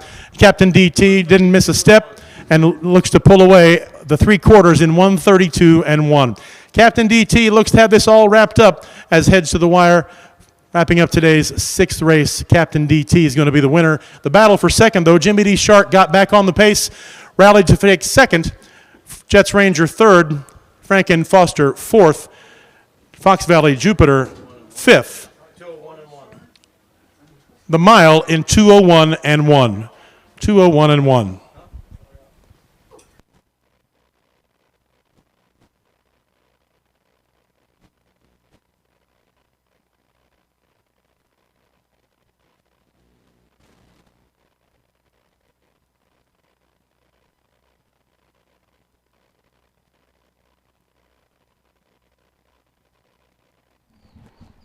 All right, David, we'll talk here real quick while they get things worked out.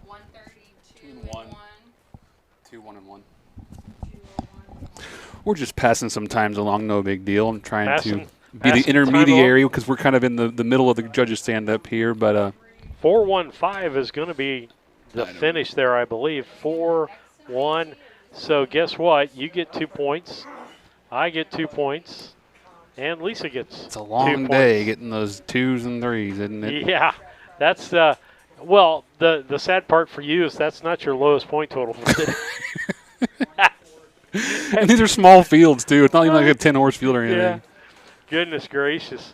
But again, as we get ready here, we've got Rex LaRoe watching from Fort Wayne, Indiana, throwing a good memory out there. Used to go set up in the grandstands and bet quarters amongst a group of friends, and that's exactly what we're talking about. You know, you don't have to make this too complicated. Get something to bet. Coming back now in front of the grandstand, cards, whatever. Captain Just DT. find something to watch and cheer Wyatt for a horse. Avenatti guides Captain DT up there for the photo.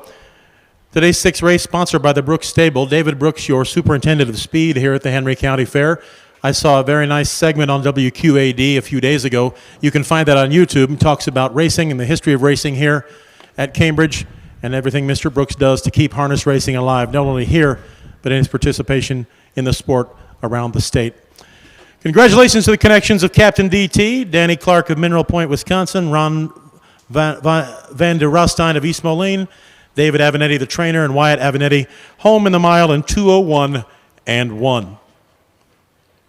Don't forget, horsemen, you can get complimentary winner circle photos from Danny Brooks. Be sure and speak to her about the way to do that. Race 6 is official, and here come your fractions and the order of finish. The first quarter was in 31 flat. The half mile was in 102 and 1/5. The 3 quarters in 132 and 1, and the mile in 201 and 1/5. From the top down, Captain DT was your winner. 2, Franken Foster finished 4th, but did have broken equipment. 3, Jets Ranger finished 3rd. 4, Jimmy D. Shark was the runner-up.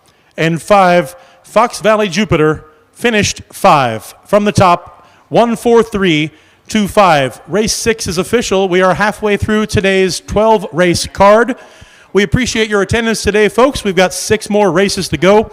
Coming up, race 7, the second division of the 3-year-old colt pace, and there is a change. Scratch the 4, Tonto Returns. Tonto Returns is scratched in race 7, coming up in just a few minutes.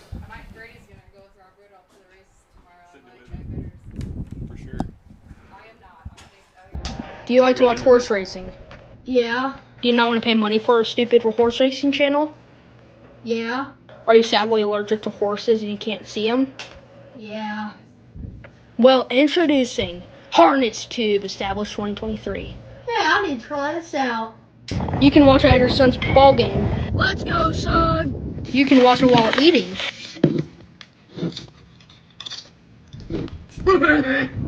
Last but not least, you can watch it while you're sleeping. Yay, my horse won. Now, everybody, make sure you like and subscribe to Harness Tube and keep the notifications on for more Harness Tube streams or future videos or future posts. Anything that I care for. Anything at all. Even if it's just like a 1-second video of a horse doing a backflip. I don't know. But you get the point. So, I hope this video is very informational. And thank you for watching. Peace out.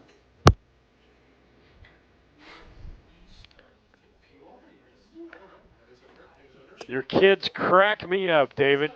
I'm so proud they're having fun doing it, and they get to see me, video editing, and they're kind of have cool ideas of their own, and it makes us all better. So I'm so thankful that they enjoy this as well. Yeah, we do too. As we want to thank our sponsors out there. Downstate Classic, part of the picture's gone there. I don't know what happened with that when I transferred it over. Isn't there supposed to be a horse in the picture? Yeah, there was a.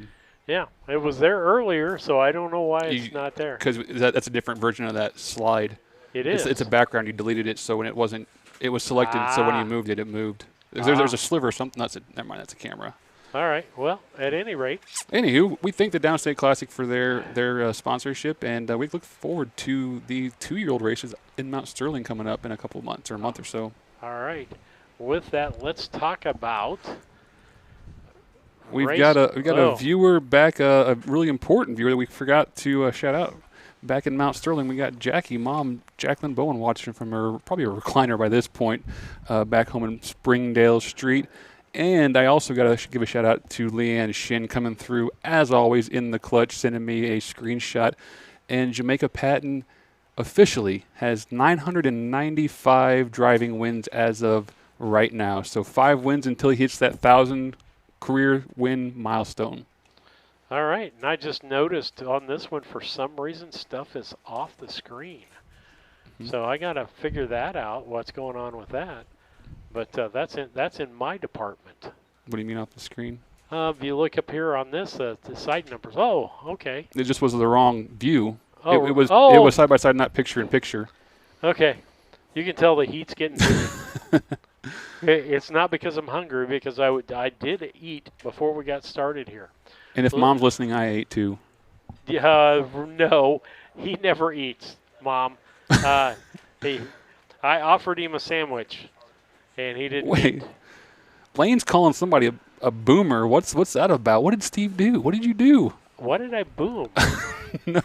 A boomer? What's the comment? Oh, probably the tech issue or something. Lane's giving you a hard time. Lane in the chat here. Calling Steve a boomer.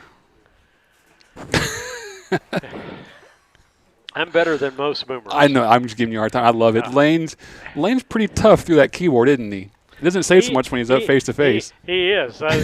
Just wait. He's driving for the second time this weekend. He's driving in Newton. Yeah, we get to see the lightning Lane Avenatti. I think that's a maybe. Maybe. We'll see. Well, why would Wyatt take the drive? That's just mean. Well, I'm not in the stable, but I'm voting. You know what? Lane I'm gets to going drive. to save my comments for Newton for Mr. Lane. So. Good stuff. Boy, I tell you what. I'm just glad Lane's always in our chat. He's always watching. He's always having a good time. It's you know. You know the one good thing about Lane? Oh, check your email. Go ahead. You know what the one good thing is about Lane? What? There's one good thing, and that's it. The last name? No. No. Emma. Oh, absolutely. His better half. Yes. That's the one great quality he has. From there, he's a it's smart really man. Downhill. He's dating up for sure. You know, I thought I married up, but I'm telling you, folks, he's it's already started. He shouldn't have started that.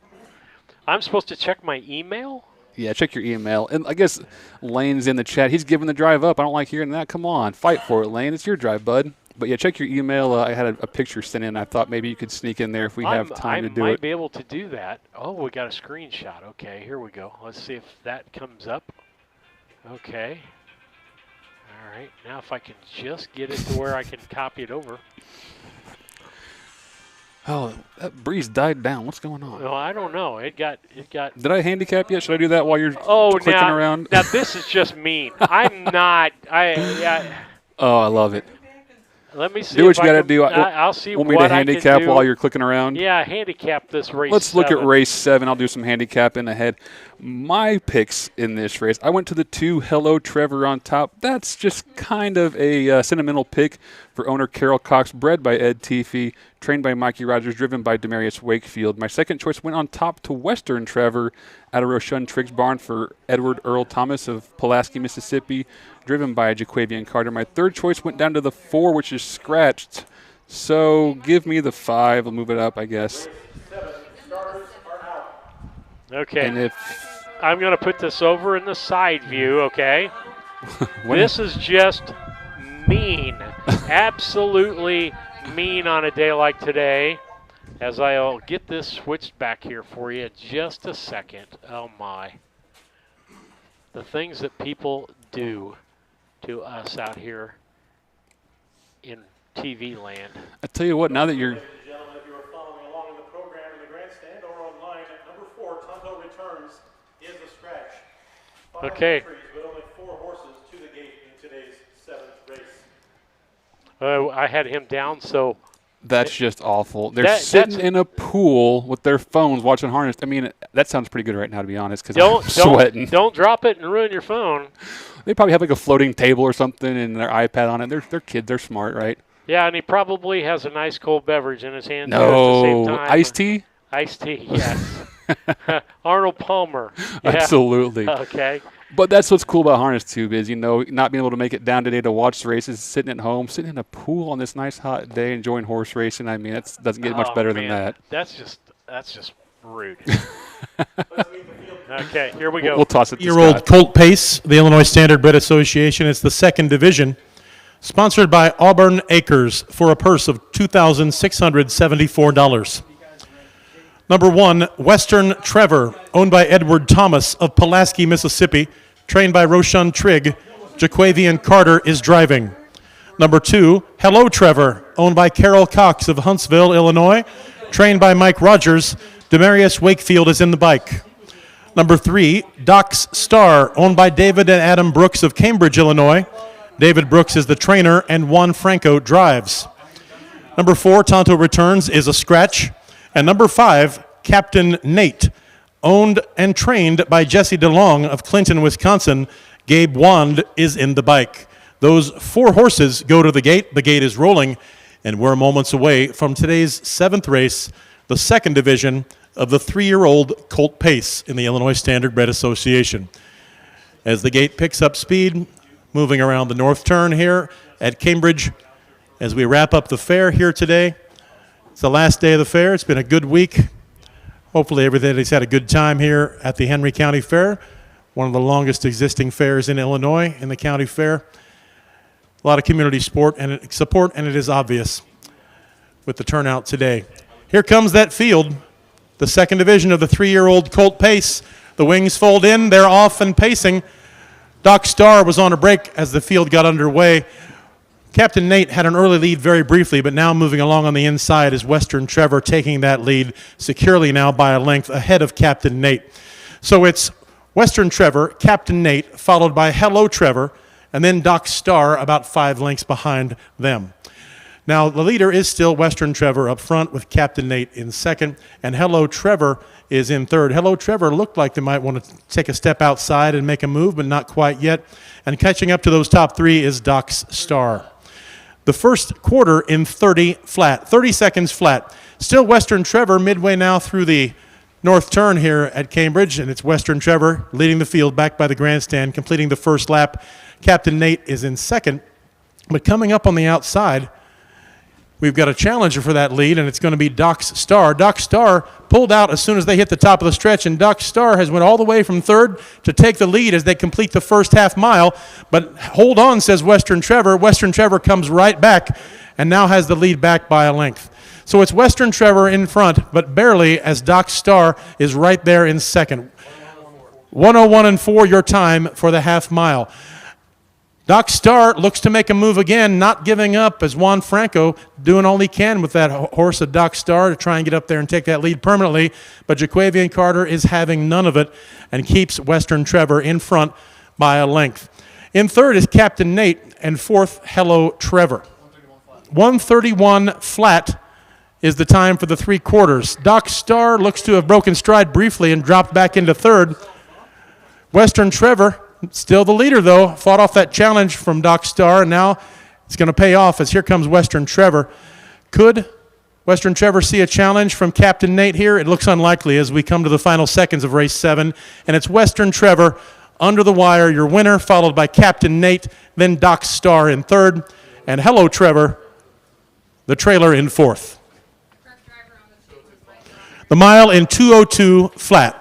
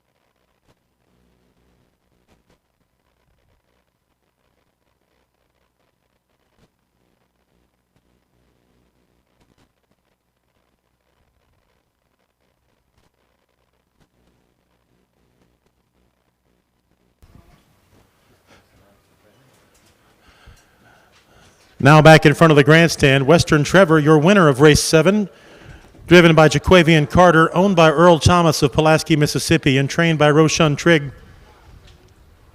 Western Trevor having a lot of success so far this year. That was the horse's 11th start this year, and 6 wins in 11 starts. Has hit the board 10 times now out of 11 starts. That's a pretty good record for Western Trevor. Congratulations to the Connections. Home in a mile in 2:02 flat. Sponsored by Auburn Acres. Our thanks to Auburn Acres sponsoring today's race 7. Race 7 is now official. Here comes your rundown and your fractions. The first quarter was in 30 flat. The half mile in 1:01 4/5. The 3 quarters in 1:31 flat. the mile in 2:02 flat. Order of finish from the top down. Western Trevor was your winner. Hello Trevor was 4th. Number 3, Doc's Star, finished 3. 4, Tonto Returns was a scratch. And 5, Captain Nate was the runner-up. From the top down, it is 1-4-3, scratch 2. Race 7 is in the books. We look ahead to race 8.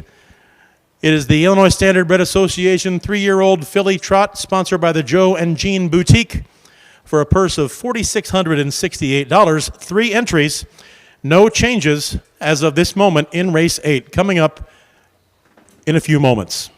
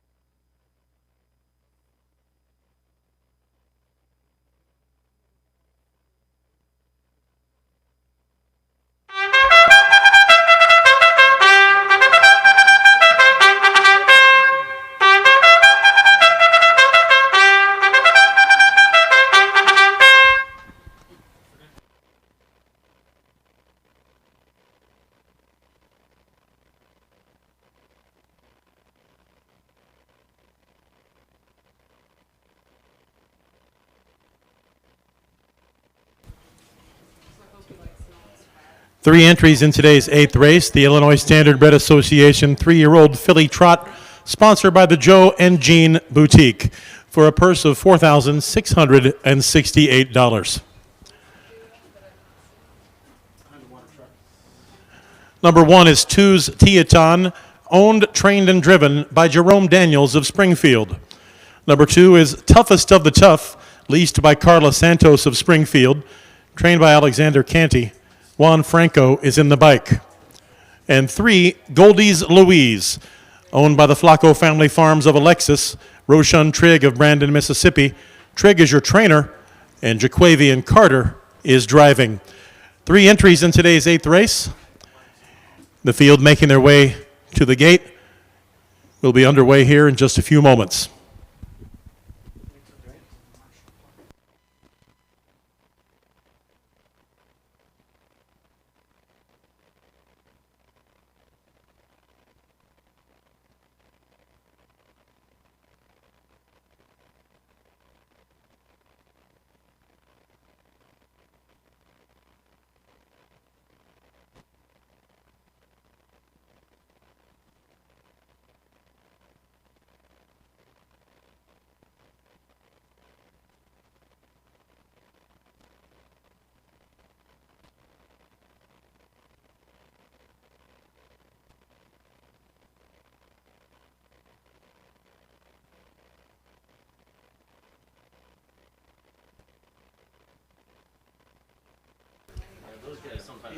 So the field has reached the gate now, and the gate's rolling midway through the north turn, headed toward the grandstand to get today's 8th race underway.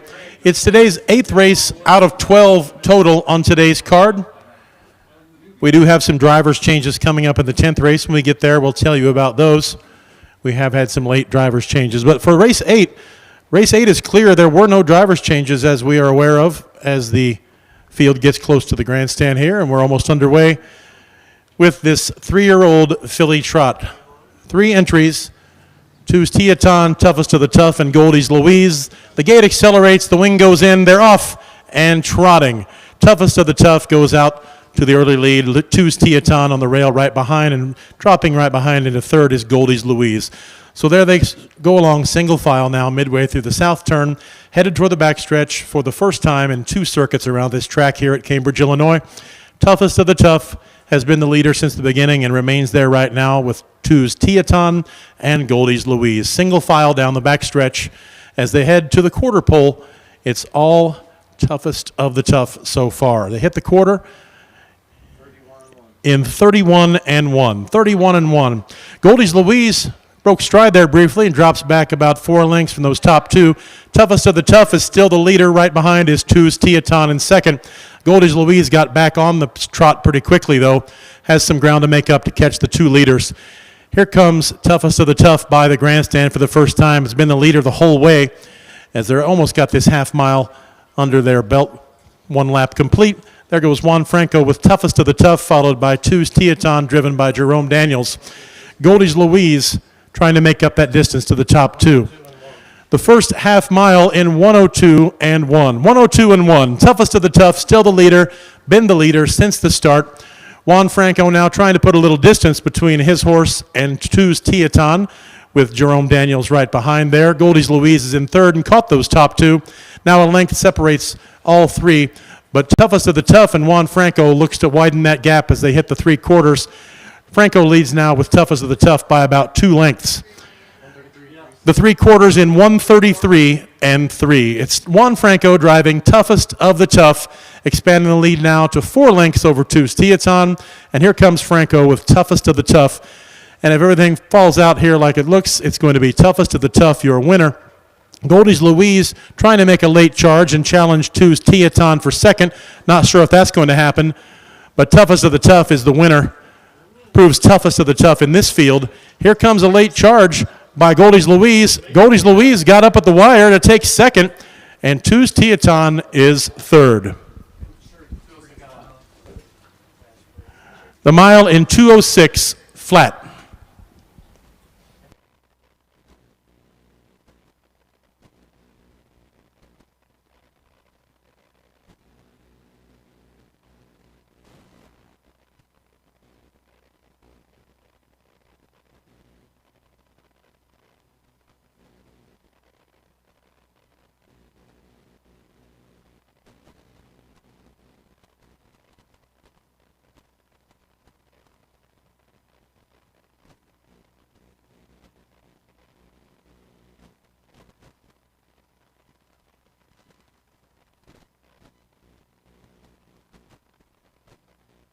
going to bring the mic up real quick. Lisa's doing a great job getting a shot of Sam Hodgett there in that picture from, I'm trying to think how, 1983 it looks like. Delta Dock in Cambridge, paced in 2:14 and 3 second, heat in 2:13 flat, owned by Kenneth Hughes, driver Sam Hodgett. What a great picture. Thanks for sharing, Jill. Thanks for the whole Hodgett family for coming Photo out does today. confirm that Goldie's Louise did get up at the wire there and did come in second. Sam was a cool guy. The winner, though, there was no question it was toughest of the tough, driven by Juan Franco. Today's 8th race sponsored by the Joe and Jean Boutique, located on Main Street in Kewanee. They provide cute and trendy clothes for children as well as graphic tees for adults and accessories. Our thanks to Joe and Jean Boutique for sponsoring today's 8th race, the 3-year-old filly trot. Franco now guiding toughest of the tough up for the winner's circle photo. Don't forget, folks, if you want a winner's circle photo, you can get that from Danny Brooks. Talk to her, and she'll tell you how you can get your complimentary copy of today's winner's circle photo.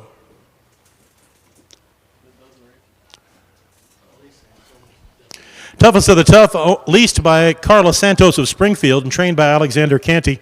That's Juan Franco at the reins of that horse that was home in 2:06 flat. That horse has hit the board in every start it's made this year. 3 wins and a second. So toughest of the tough has indeed proved pretty tough this early in the 2025 harness race season. Congratulations to the connections of toughest of the tough. And our thanks to Joe and Jean Boutique for sponsoring the race. The race is official. Let's get the fractions if you're writing those down. The first quarter in 31 and 1. The half mile in 102 and 1. The 3 quarters in 133 and 3/5. And the mile in 2:06 flat. From the top down, the order of finish, number 1, Two's Teaton was third. 2, Toughest of the Tough, the winner.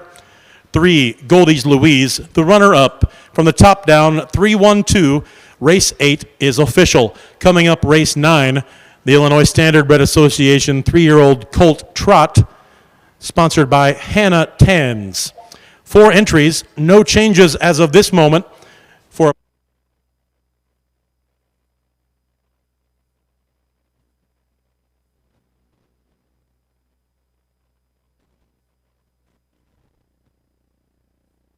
Make plans now to attend the 27th Annual Illini Classic Yearling Sale, which takes place on Labor Day at the Illinois State Fairgrounds in Springfield.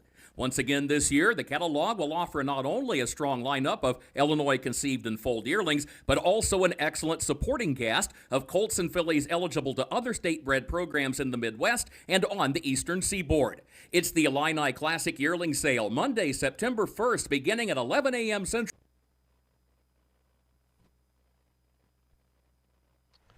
I want to thank all of our supporters out there, our advertisers that are helping us put Harness Tube on the air and keep it free to our viewers.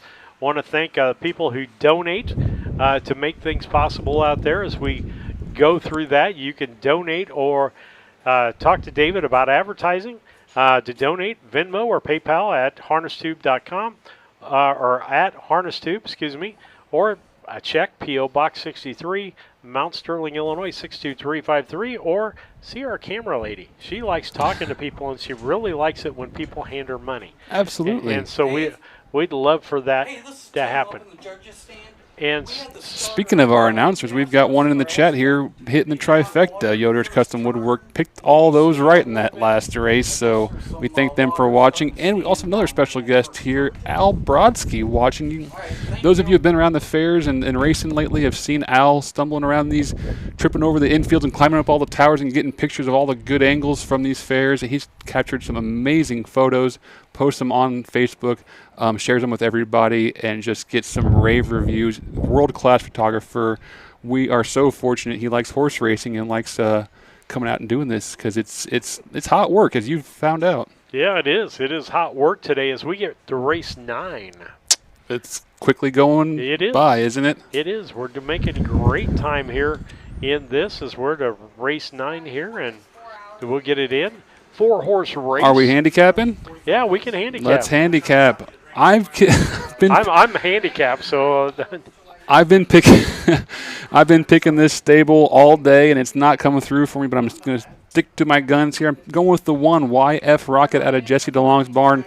Gabe Wan invading from Wisconsin. I think they're going to end up on top here. Just those last few races up at Running Aces. I think I have that horse nice and tight coming in this mile. My second choice went to the 3 EJ's Tropical Ranger. That horse got a big win, snuck up the inside at Carlinville. That's the ability's there to do that, to surprise us. So I used him second. My third choice down to the 4 Winning T-Bone out of Jamaica's barn. If Jamaica gets this win, he gets one step closer to that 1,000th win. So we'll see what happens out there. What do you guys at? Well, I agreed with you on the third horse, the number 4, but the number 1 horse to me in this race is EJ's Tropical Ranger. Cornelius Cavett driven and trained horse. Just looking at, this horse, I believe it's ready for a win.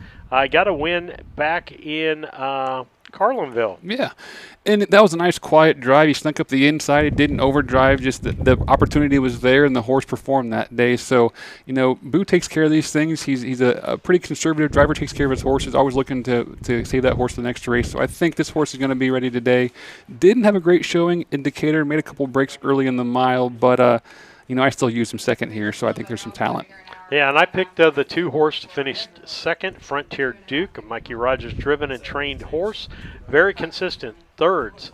Third in Carlinville, third in Carrollton, third in Martinsville. Even though there's lots of space between him and the leader there. But I think this horse is just been a consistent horse, so I'm looking for a second place finish and improvement here. And Lisa went the opposite. She went Winning T-Bone, Jamaica Patton driven and trained horse, and she's going over that Decatur win where it got a first with 6-length win there, 2:15 on the time. And so that's what she's going with as far as the winner. Then she went with the 3 horse into 4-3-2 for Lisa. Lane's going to box mine. I went 1-3-4. Lane's going 1-4-3. But it's interesting. We all kind of mentioned Winning T-Bone. I know Linda Allhands is watching from back home. She said she wasn't going to make the trip today, just too hot. So we hope she's watching at home and cheering on her horse from her couch or recliner. Yep, she's going to make the trip. It looks like she's going to make a trip maybe tomorrow. Hopefully, yeah. It's a little closer down there, a little closer to her neck of the woods. Yep. So, again, we've got racing coming up for you. 3 days this week, today, tomorrow, and Tuesday, and then we take a few days off, and then we'll be at Rushville next week with Harness Tube, and we love that one. It's close to home, so we'll be home nice we go time from for bed. Well, we go at 6 p.m. one day, and then back to noon the next day or something, or 7 to noon. Something I don't like remember, that. But it's fun. It's exciting to have the racing kind of backed up on top of each other like that. It keeps the fans kind of hooked to it a little bit. The horsemen will be tired when it's all said and done, but man, the horsemen are always tired. What's new, right? We run ragged. Absolutely. I mean, tis the season, right? Tis the season. You think we're hot. I just was talking to Tina back here. Friday there is 26 races, I think, at Springfield. 25 races between the Cardinal and Violet and the other undercard. Yesterday there was 18 between 14 races and 4 qualifiers standing out in that hot heat. Here we are today, another 90-degree day, sitting with 12 races. 3 days, 55 races. I mean, how many horses? You see the same horses, the same horsemen, trainers, drivers. These guys beat up and down these roads all summer long. My hat's off to them. They're grind out these miles. Different horses, or do we have few repeats? A few repeats. 300 horses, folks, and a few repeats. Ladies and gentlemen, race 9 starters are out.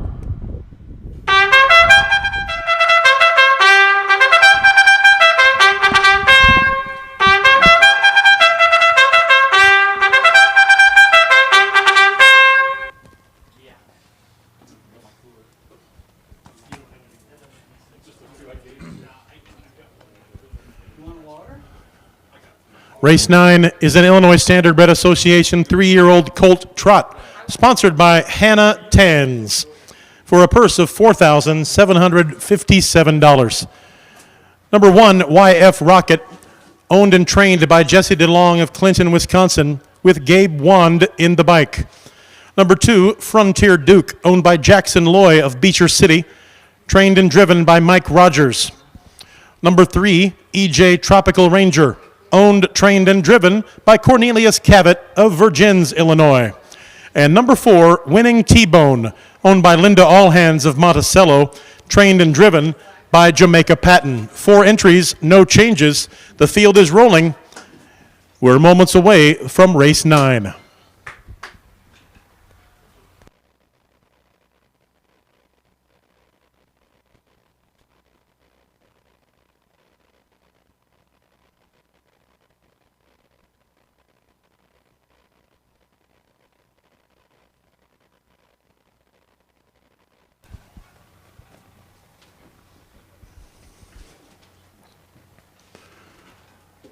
All 4 horses up on the gate, spaced out evenly. Looks to be a good start here as the car approaches the grandstand, accelerates, and now the gate goes in.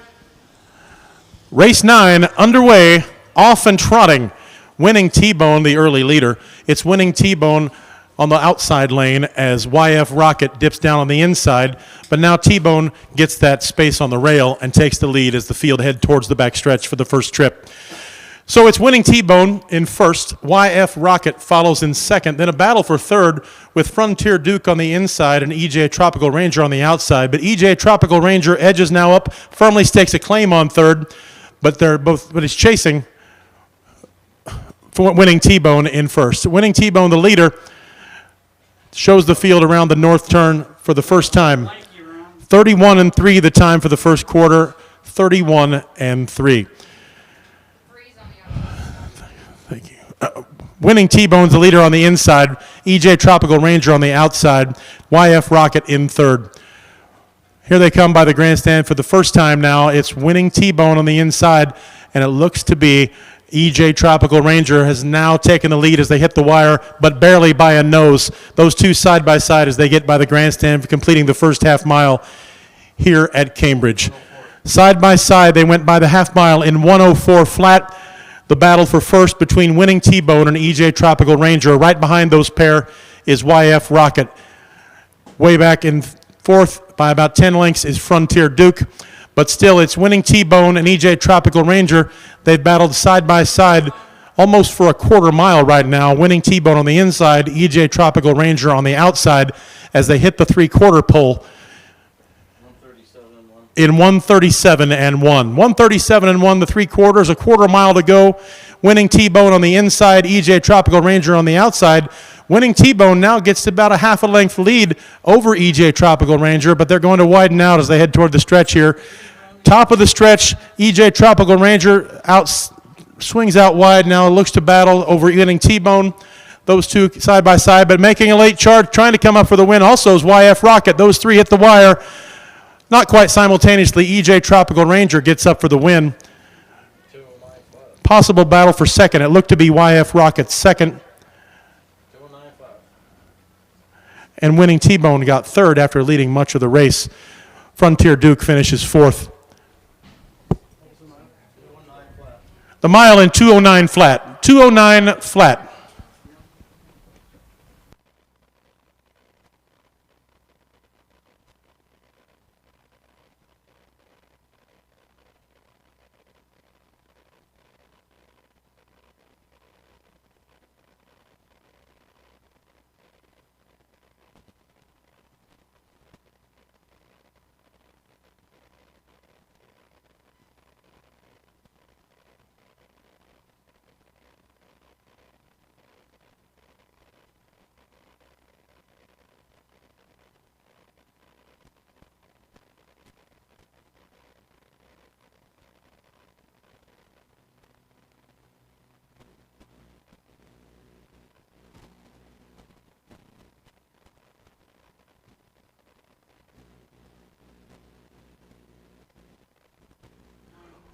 I'll bring myself up since Steve's back to do some computer work over there. What a race here was talking up EJ Tropical Ranger and pulling through again for a win.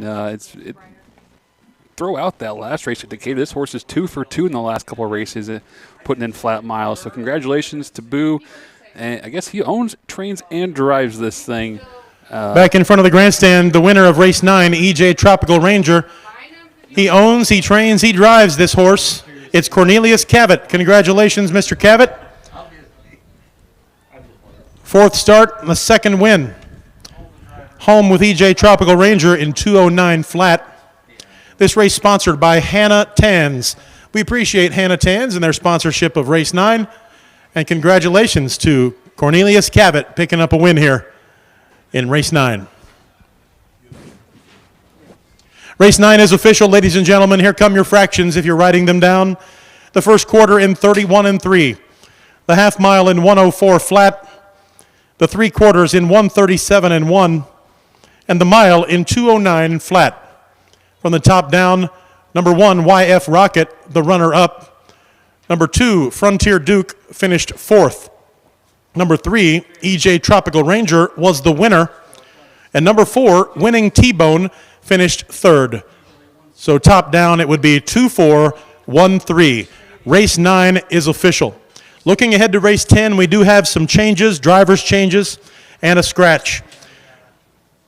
Coming up in race 10, the free-for-all pace, sponsored by the River Valley Cooperative. Scratch the 1, Rockin' Legal. We have a driver's change on the 4. Party's Jet will now be driven by Mike Rogers. The 5, To Infinity, now driven by Robert Yawn. Those are the only changes we have in race 10. 6 entries, but 5 to the gate because 1, Rockin' Legal, is a scratched. Coming up with race 10 in a little bit.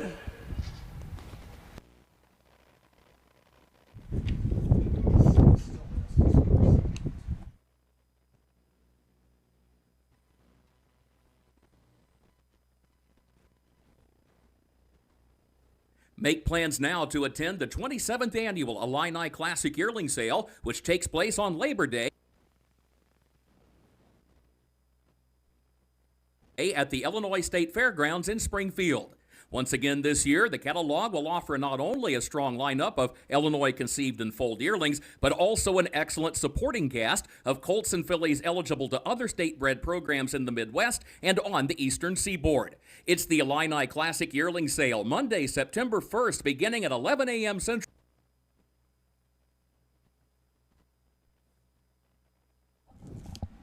All right, David, we got a little time to talk now. I'm going to make my driver changes, and then I'll go back to the scoring in that last race. No problem. But we've got a scratch on the 1, and we've got Mike Rogers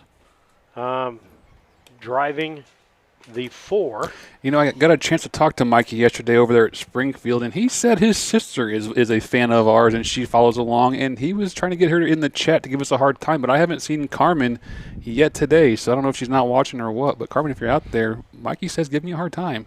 Yeah, really? Absolutely. Okay. And again, we thank you for donating. We thank you for that as we get ready here for race 10. But let's go back to race 9 as David got 5 points. I picked the winner, so I got 11 points. I had 1 in a box, and Lisa just had 2 in the box. So I'm 9 points away from her for the lead for the day. You really got to get these wins, otherwise it's just such a small ball game. You know, it's one of those things that we come up with a system, but it's always most important to win the race. It is, and we're tied 720 to 720. So I'm tied again. Tied again. Well, second time today we've been tied for the lead for the season. But I'm still up for the season. Nope.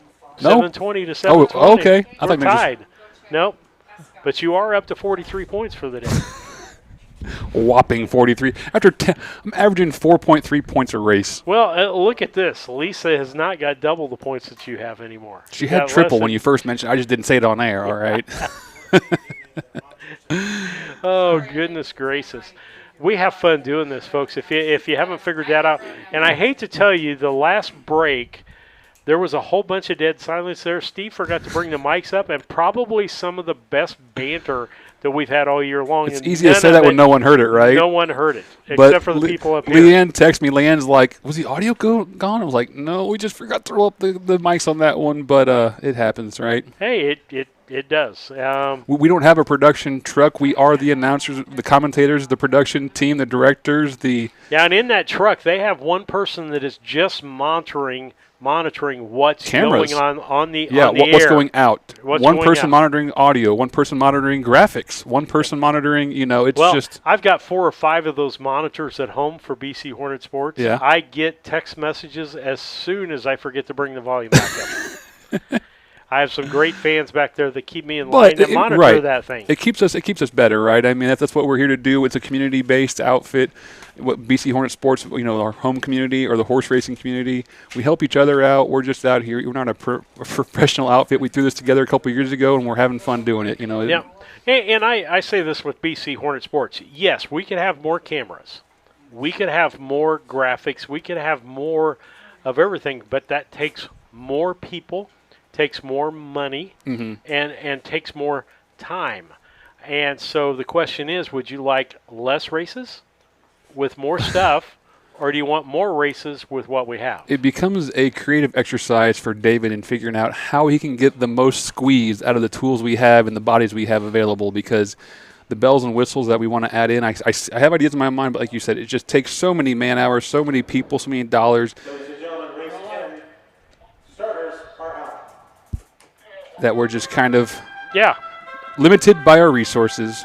Absolutely, and we have it. I mean, we showed it in Decatur, and we were ready for you to do it a day by yourself before that happened. But we have it down so we can operate with one person up here in the Crow's Nest. It's not easy, but preferable. I'm so thankful to the team here because my goal of providing horse racing to the owners and horsemen across the state. You guys came through in the clutch there and have before with the coin last year. So we appreciate all your guys' hard work being troopers. Yeah. The trip to DeCoin. The only bad part about the trip to DeCoin was we couldn't get Lisa up in the cage up there where they do Menard's Racing Series races. That's a straight up climb, isn't it? Yeah, the lower levels at least 20 feet off the ground is straight up with no cage. With no cage. But after you get past that, there's a cage. You can lean against it. Yeah. The only thing that's going to happen is you're going to drop straight down. You're not going to fall backwards. You're going to fall straight down and break both of your legs. Maybe you can hook yourself to the. Wasn't there a crane up there that came down to? Maybe hook yourself to the crane so you can't fall. We could get a hoist. There we go. And a harness and put her in the hoist and the harness. Let her swing up above the grandstand filming for us. There you go. Oh, well. Oh, we got a good one in here. Yep. Here Trained you go. by David Brooks. Go ahead. Chad. Oh, we got Robin Partis in the chat over here. That's Bob Weber's daughter. Watching from McConnell, Illinois. Appreciate them following along. Goldie and Bob and the whole crew will toss it back to the announcer. 12 races here today. The day's been going very smoothly. We appreciate the cooperation of the horsemen. Horsemen, don't forget at the end of the day, be sure and turn your saddle pads in. We like to get those collected in an efficient way if possible.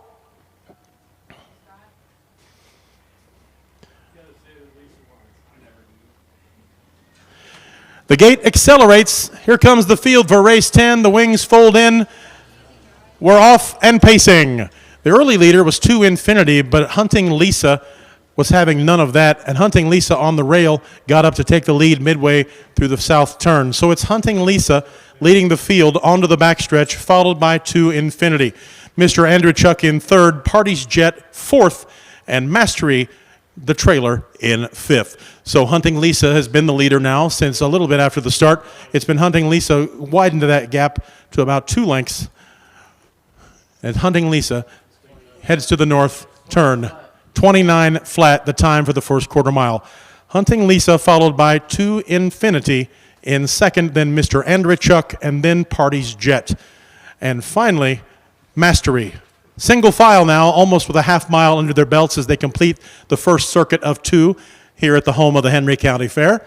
Coming by the grandstand, Hunting Lisa and Wyatt Avenatti, the widest lead he's had yet so far, about 3 lengths over 2 Infinity. Coming up on the outside, moving from fourth into third is Party's Jet. Party's Jet maybe not satisfied with third, looking to take second, side by side now with 2 Infinity as those battle for second. 58 flat, the time for the half mile, 58 flat. Hunting Lisa, though, widened the lead to about 5 lengths now. Hunting Lisa leads by 5 lengths to infinity in second with Party's Jet right on the outside as Mike Rogers makes a move with Party's Jet. Not sure when that's going to happen.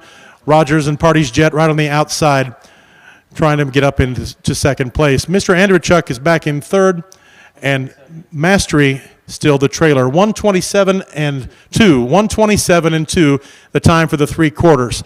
But it's been Hunting Lisa most of the way, and here comes Hunting Lisa and Wyatt Avenatti. Thought they might have the win here, but we've got some late charges coming up at the end on both sides of Avenatti.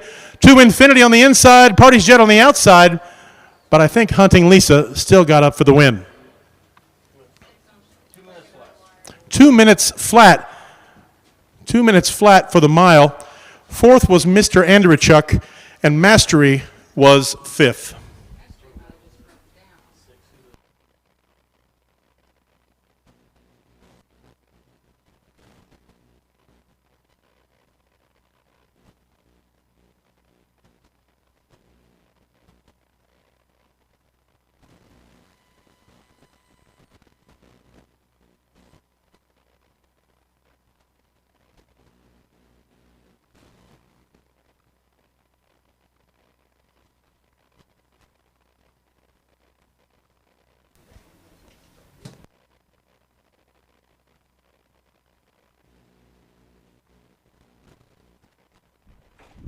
Good race, David.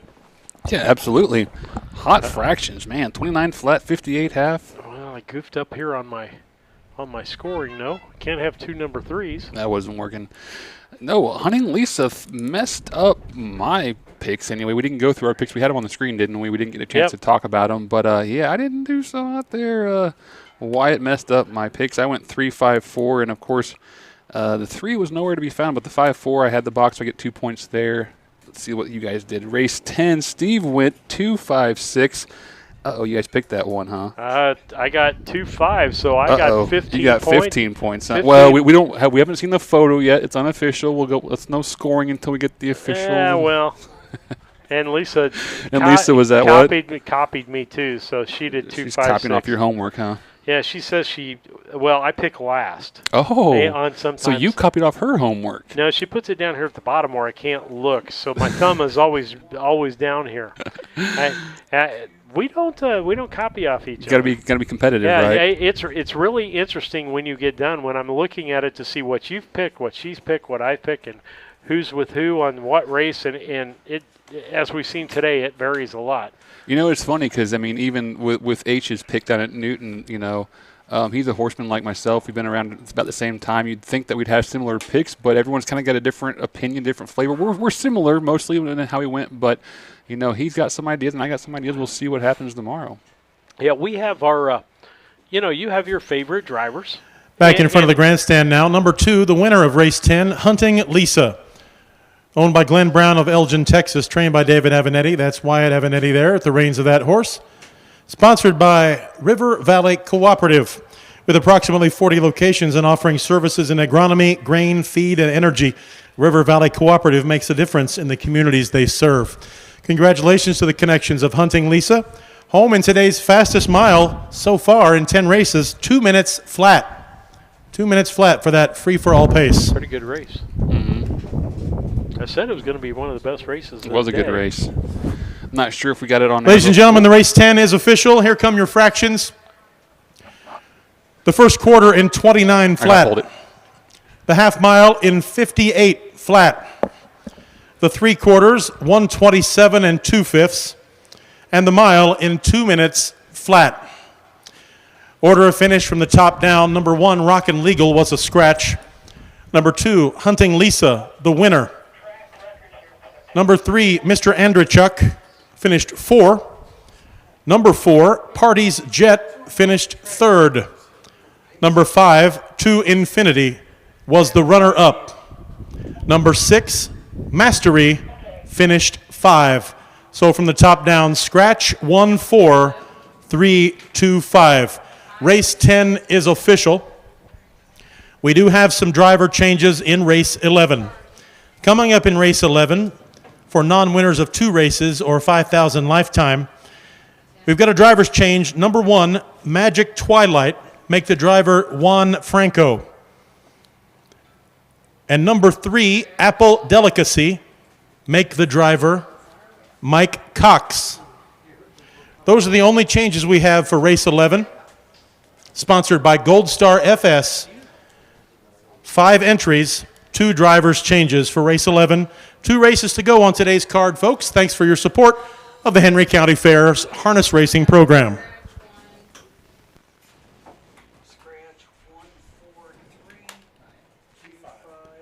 We're up, Steve, so I'll go ahead and talk about it. I threw it up before the race. I'm not sure if it got out there, but Robin's in the chat. I was talking about I wanted to have Goldie and Bob Weber do our guest picks today. I didn't get over there to the barn to get them the program, but I could tell Bob Weber stories all day. Bob used to bring his Winnebago around to the fairs, and he'd pull his horse trailer with it, and they'd camp out and go from fair to fair, him and Goldie, and they had 2 Datsuns that Doug and I used to terrorize, and they always wore Minnesota Vikings sweaters, and boy, we'd go by the Winnebago, and we'd tap on the windows and run away real quick, and always had a good time pestering Bob and Goldie. And I think Goldie still calls Doug and I Devil Boy or Devil Child 1 and Devil Child 2. So that kind of explains our relationship with the Weber. No, in this 3 years that we've been doing this, I'm finding out lots of stories. We were ornery. Lots of nicknames that people had for you. Tackle Box by Tom Simmons when I had my face pierced and everything. Yeah, it was all a good time. But well, I tell you what, David, we're going to give our sponsors some time, and then we'll come back here in Sounds just a moment. good.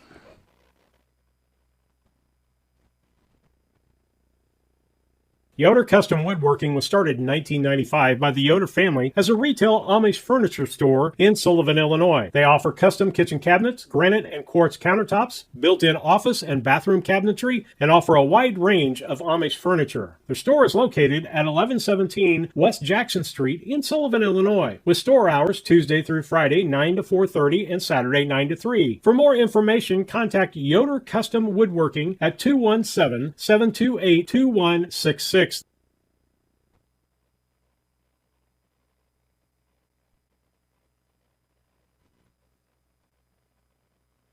All right, David, as we come back up here, just to let you know, Lisa and I 15 points on that last race. And what did you have? it was small. 2. Yeah. 2. So I've officially have a good lead averaging here. like 3 points a race. This is getting bad. Yeah. I can only hope that the trend continues because I need to build as big a lead as I can, because of the later in the season this goes, the more you're going to pick things right with things out there. So I need to pick it while I can. But, we can't do this without you, our viewers, number one. So we need you to subscribe to our YouTube channel or go to our Facebook page and like our Facebook page. Or become a sponsor. That's right. You can do just like the others the that picture's you've seen back. on this. Yeah. Must have been that one copy of it, huh? In the file. Well, and I copied off the same one, so I apparently did something wrong someplace.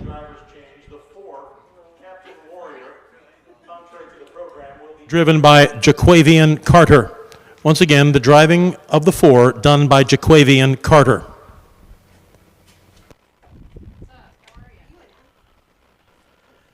Okay. David, I'll make that change. Jaquavian Carter now on the 4. Must be getting late in the day, and people are leaving, huh? Leaving or hot and tired. This is a good opportunity for these young guys to pick up a drive, just being available. I heard someone say one time, how do you get started in horse racing? And the advice given was go to the barn area, find something to do, and do it. Whether it be a bucket needs moved, something needs picked up, something needs rolled. Horsemen are always looking for some help. So, there's no real secret besides just asking, getting involved. But looking ahead at race 11 here, we got a lot of drivers changes. Like I said, a good chance for some of these younger guys to pick up some drives. We'll handicap this thing. Are you ready for that? Well, I can't see with the glare right now. You can see with what our schedule is. We brought it up a couple of times, and I'm pretty sure people know we're going to be in Newton. New to this year is we're going to be at 2 of the 3 days in Pana. To make notes of that, Morrison is new this year. Yep. We did 1 day in Altamont last year. We are doing what? 3 days? 3 days, yeah, that's right. Yeah, and one of those days, you notice on the 30th, we're doing Charleston or Altamont at noon, and then we're turning around and we'll be in Charleston. That'll be a busy day. That night, and we'll be setting up quick. Yes, well, The thought is there's only so many horses to go around. They can't both have big cards, so hopefully we can get 10 races or so each place and knock them out bam, bam. Yep, done by about 2:33. Get back over, be set up and ready to go. Might be a short pre-show that day, or depending on the weather, we might set up two sets of equipment. We may have one set up and ready to go. We'll figure as far it out. as that's concerned. But several new places and multiple times out there, and we'd love to be at your fair. And so as we get ready to go here, let's see. Did you already handicap? Are out. Okay, why don't we handicap real quick? So you got the post parade. Let's go ahead and let them do that.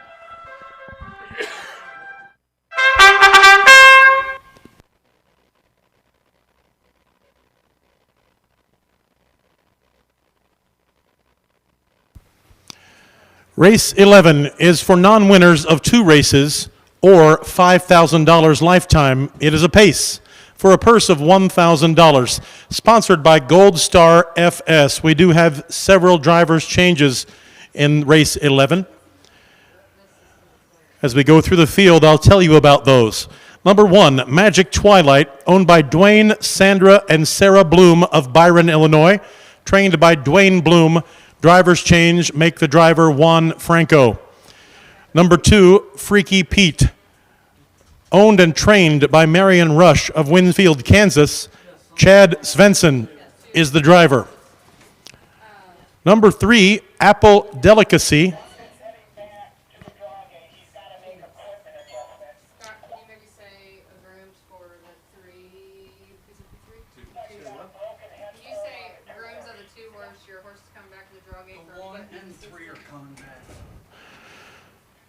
Attention in the barn area. We've got horses coming back for equipment correction, equipment repair.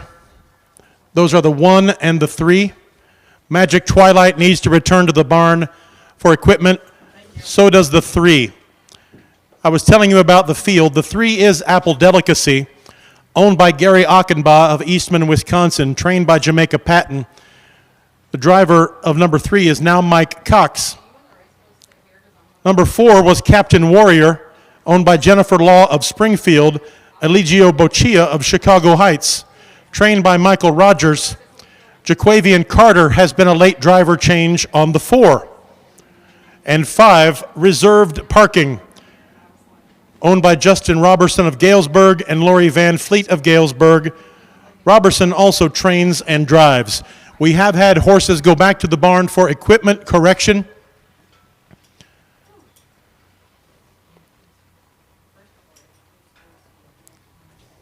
You want to handicap, Steve?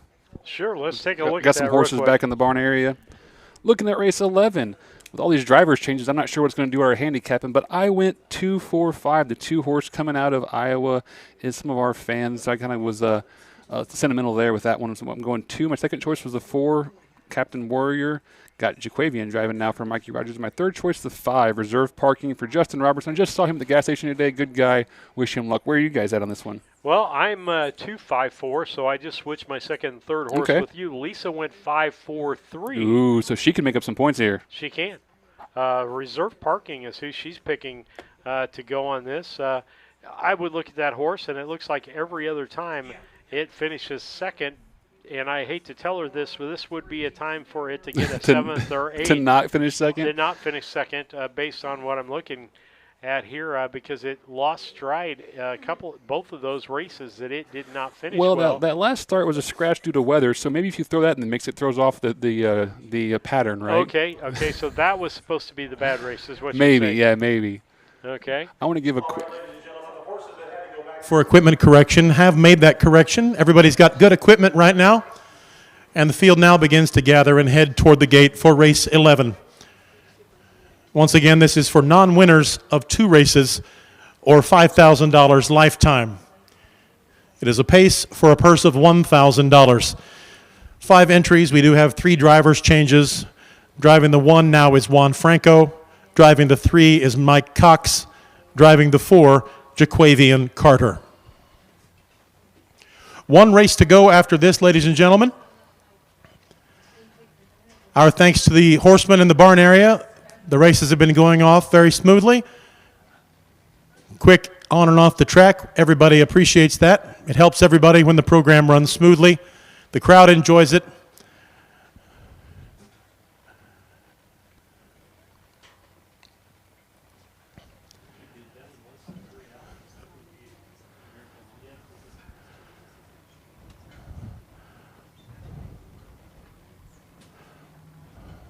Four of the 5 horses now closer to the gate.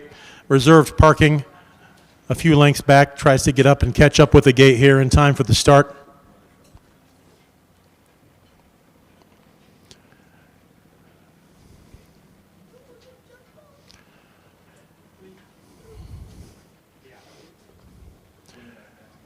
Now we got the field up on the gate. The car accelerates. Here we go in race 11. They're off and pacing. Captain Warrior out early, but that lead didn't last very long as Freaky Pete got down on the inside and now takes a lead by half a length. Reserve parking broke stride at the beginning. Reserve parking breaking stride as the field goes past. Freaky Pete, the leader as they hit the back stretch for the first time in 2 circuits. It's Freaky Pete leading with Captain Warrior right behind in second. 3 lengths back to Magic Twilight, then another 3 back to fourth and reserved parking. So Freaky Pete is your leader as they hit the north turn.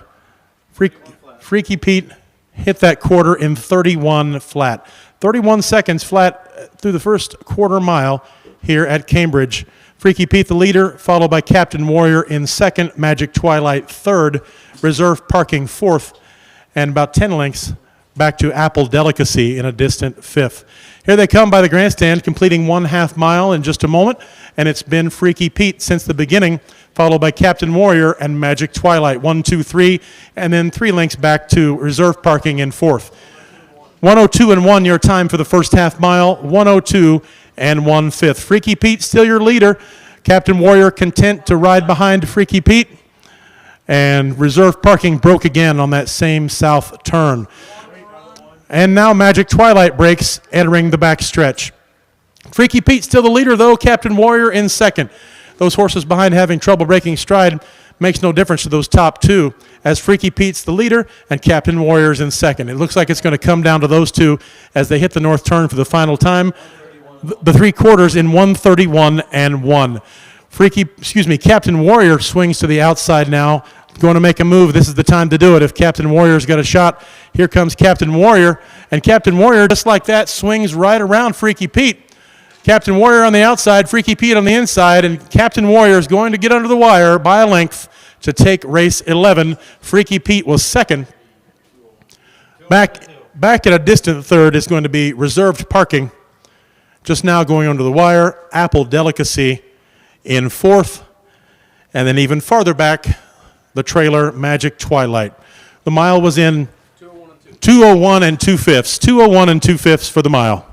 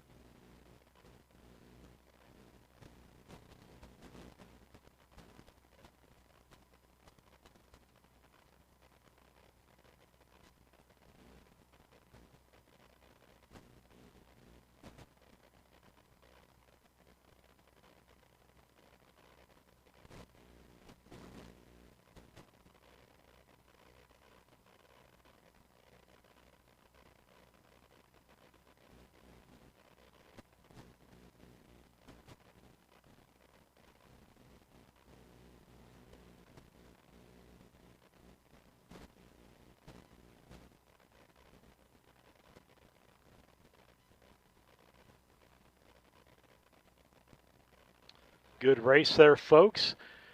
2 right there together. The 4 and the 2 horse. Freaky Pete led most of the way, and that was a a pick by David and I both, and as they came down the home stretch, there was Captain Warrior to take the win there with Jaquavian Carter as the driver on that horse. Coming in front of the grandstand now, the winner of race 11, Captain Warrior, owned by Jennifer Law of Springfield and Eligio Boccia of Chicago Heights. Trained by Mike Rogers with a late driver's change that put Jaquavian Carter in the bike, and Carter came away successful home in a mile in 2:01 and 2/5. This race sponsored by Gold Star FS. Since 1929, Gold Star FS has been an agricultural co-op providing agronomy, grain, fuels, and lubricants and other services and profitable solutions through trusted partnerships with their members. We appreciate the support of Gold Star FS and congratulate the connections of Captain Warrior home in 2:01 and 2. Race 11 is official. Ladies and gentlemen, if you're writing the fractions down, here they come. The first quarter in 31 flat. The half mile in 1:02 and 1. The 3/4 in 1:31 and 1. And the mile 2:01 and 2/5. From the top down, number 1, Magic Twilight, finished 5. Number 2, Freaky Pete, finished runner-up. 3, Apple Delicacy, was 4th. 4, Captain Warrior, was your winner. And 5, Reserved Parking, finished 3rd. Top down, it would read 52413. Race 1 is official. Ladies and gentlemen, 1 race to go today. It is race 12 in your program. We do have a change. Scratch the 3, Deputy Dog. The IHHA 3-year-old and up pace. Scratch the 3, Deputy Dog. 2 horses to the gate. Adelicia and Philly's Revenge for a purse of $3,150 as we close out the race card and the Henry County Fair on this, the last Looking to day move of the your Henry mobile County home? Fair Need here a at roll-off Cambridge. dumpster at a Thanks for competitive your rate? support. Or We'll be maybe back it's time to demo that old mobile with home? race 12 Pine Ridge Mobile Home in just a Transport moment. has you covered. We serve Central Illinois with reliable mobile home transport, offer affordable roll-off dumpsters for the Springfield area, and provide expert demolition services across Illinois and Missouri. For fast, friendly service, call Wayne Decker at 217-313-9744. That's 217-313-9744. Or find Pine Ridge Mobile Home Transport on Facebook, your one-stop solution for mobile home services.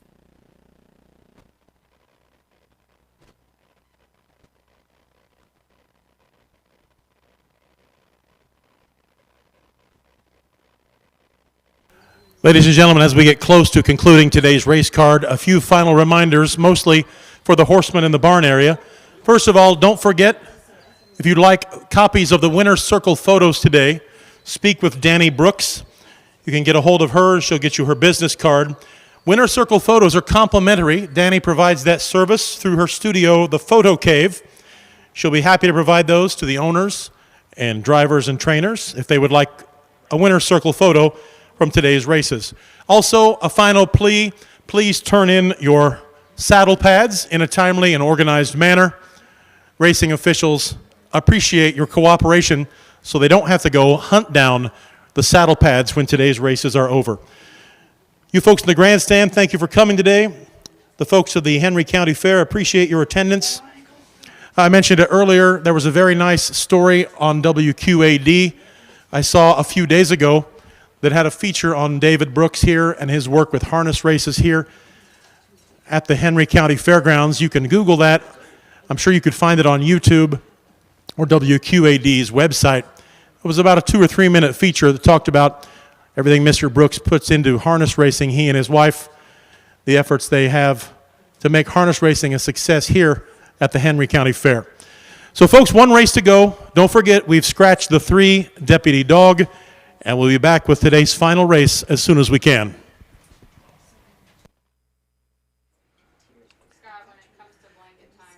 As we head into this final race here, a 2-horse race with the scratch of Deputy Dog. So basically the most points out there available for any of us to get would be a total of 16 points in this race, because we just give a box score of 1 for that race. No other horse that we can put up into that place.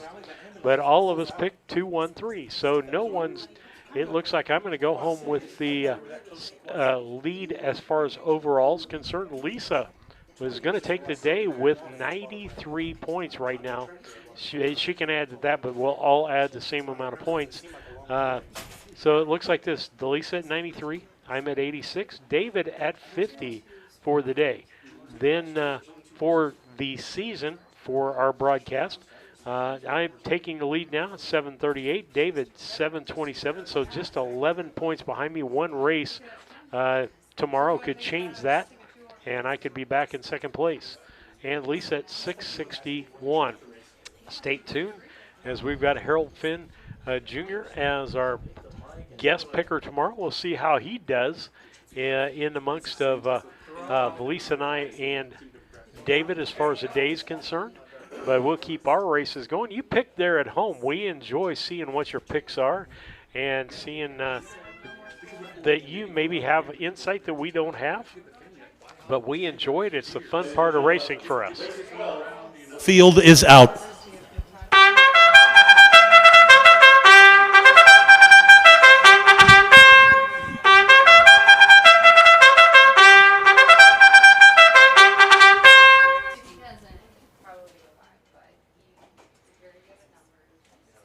This race essentially from Adelicia, driven by Mike Cox, trained by Jamaica Patton. Today's race card here at the Henry County Fair at Cambridge. We'd like to take these moments to thank you of your support of the Henry County Fair in general, but of the harness racing program in particular.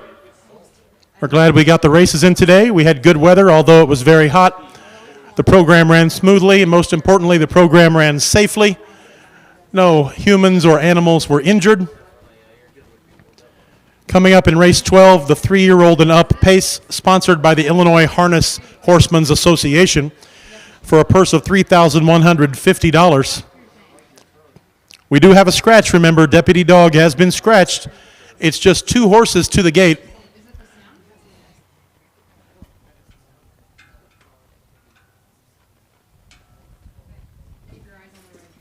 Number 1 is Adelicia, owned by Ron Phillips of Athens, Jamaica Patton of Rochester, and Ryan Spurl of Springfield.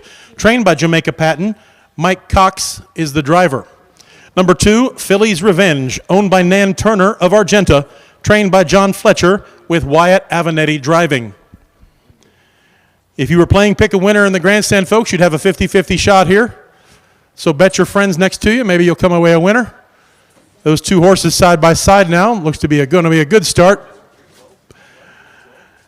As the gate swings around the north turn for the final time today.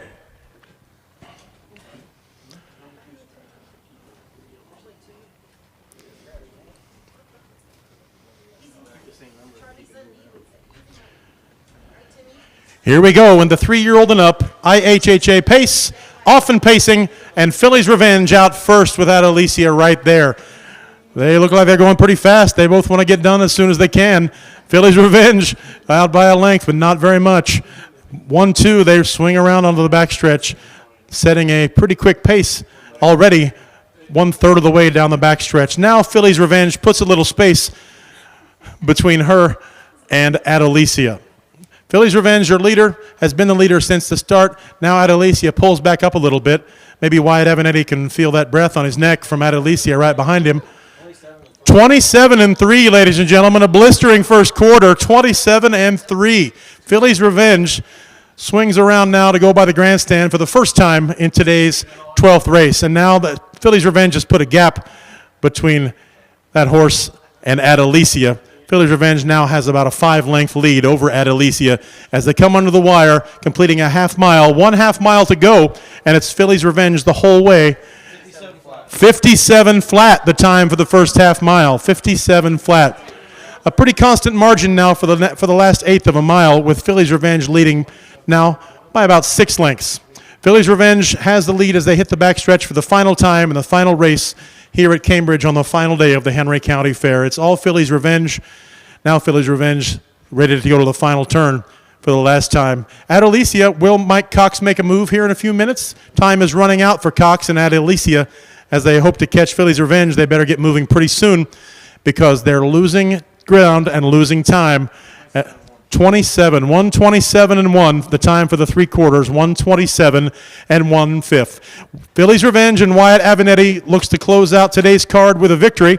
Phillies Revenge going to have it wrapped up here. Adelicia doesn't have what it takes to catch up. Mike Cox unable to get anywhere near a challenge of Phillies Revenge. Takes the win for Wyatt Avenatti and Nan Turner. 159 flat, fastest mile of the day.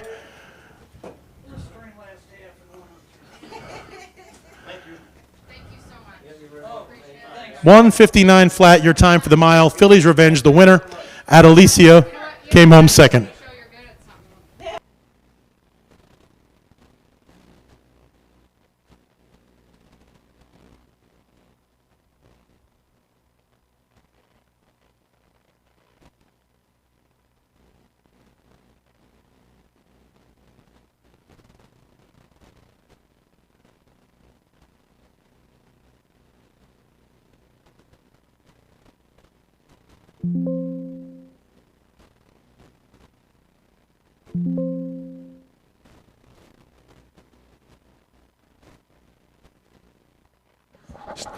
Steve, I'll bring us back up for I missed the Our thanks to the officials in the barn area. You did. All the officials up here in the judges' stand. Folks, if you want to go back and watch any replays of today's races, you can do so on Harness Tube. You can check out today's races. You can fast forward, rewind, make it slow motion, check out every race. And while you're on Harness Tube, don't forget to subscribe to Harness Tube. They'd appreciate the subscribers. Thanks to our officials, our starter, and the driver in the car.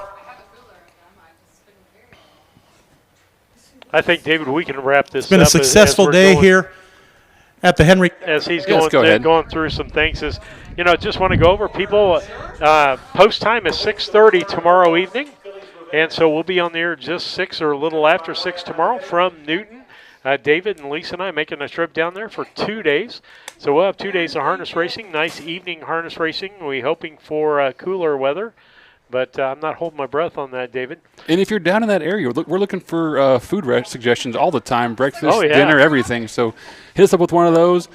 But unless Steve had anything else to say, we can probably go ahead and sign this one off, can't we? Well, let's do points real quick. Where are we at for that points? That last race was kind of just... Today, 65 points for you. Okay. 101 for me. Jeez. 108 for Lisa. You guys doubled me. Today. And this is what the totals look like for... I am in first place with 753. You passed me. Yep, you're 11 points behind me at 742. Lisa's gaining some ground there, and momentum 676 on this. So by the time it comes Wednesday, who knows where we'll be. And like I said, I need to get as many points as I can right now because the more races under their belt, the more accurate you start getting on your or so picks. to speak. We'll see about that. Yeah, chalk doesn't work all the time. So, but with that, that's where we're at points-wise. That's where we're going to be tomorrow. It's been a great day of racing.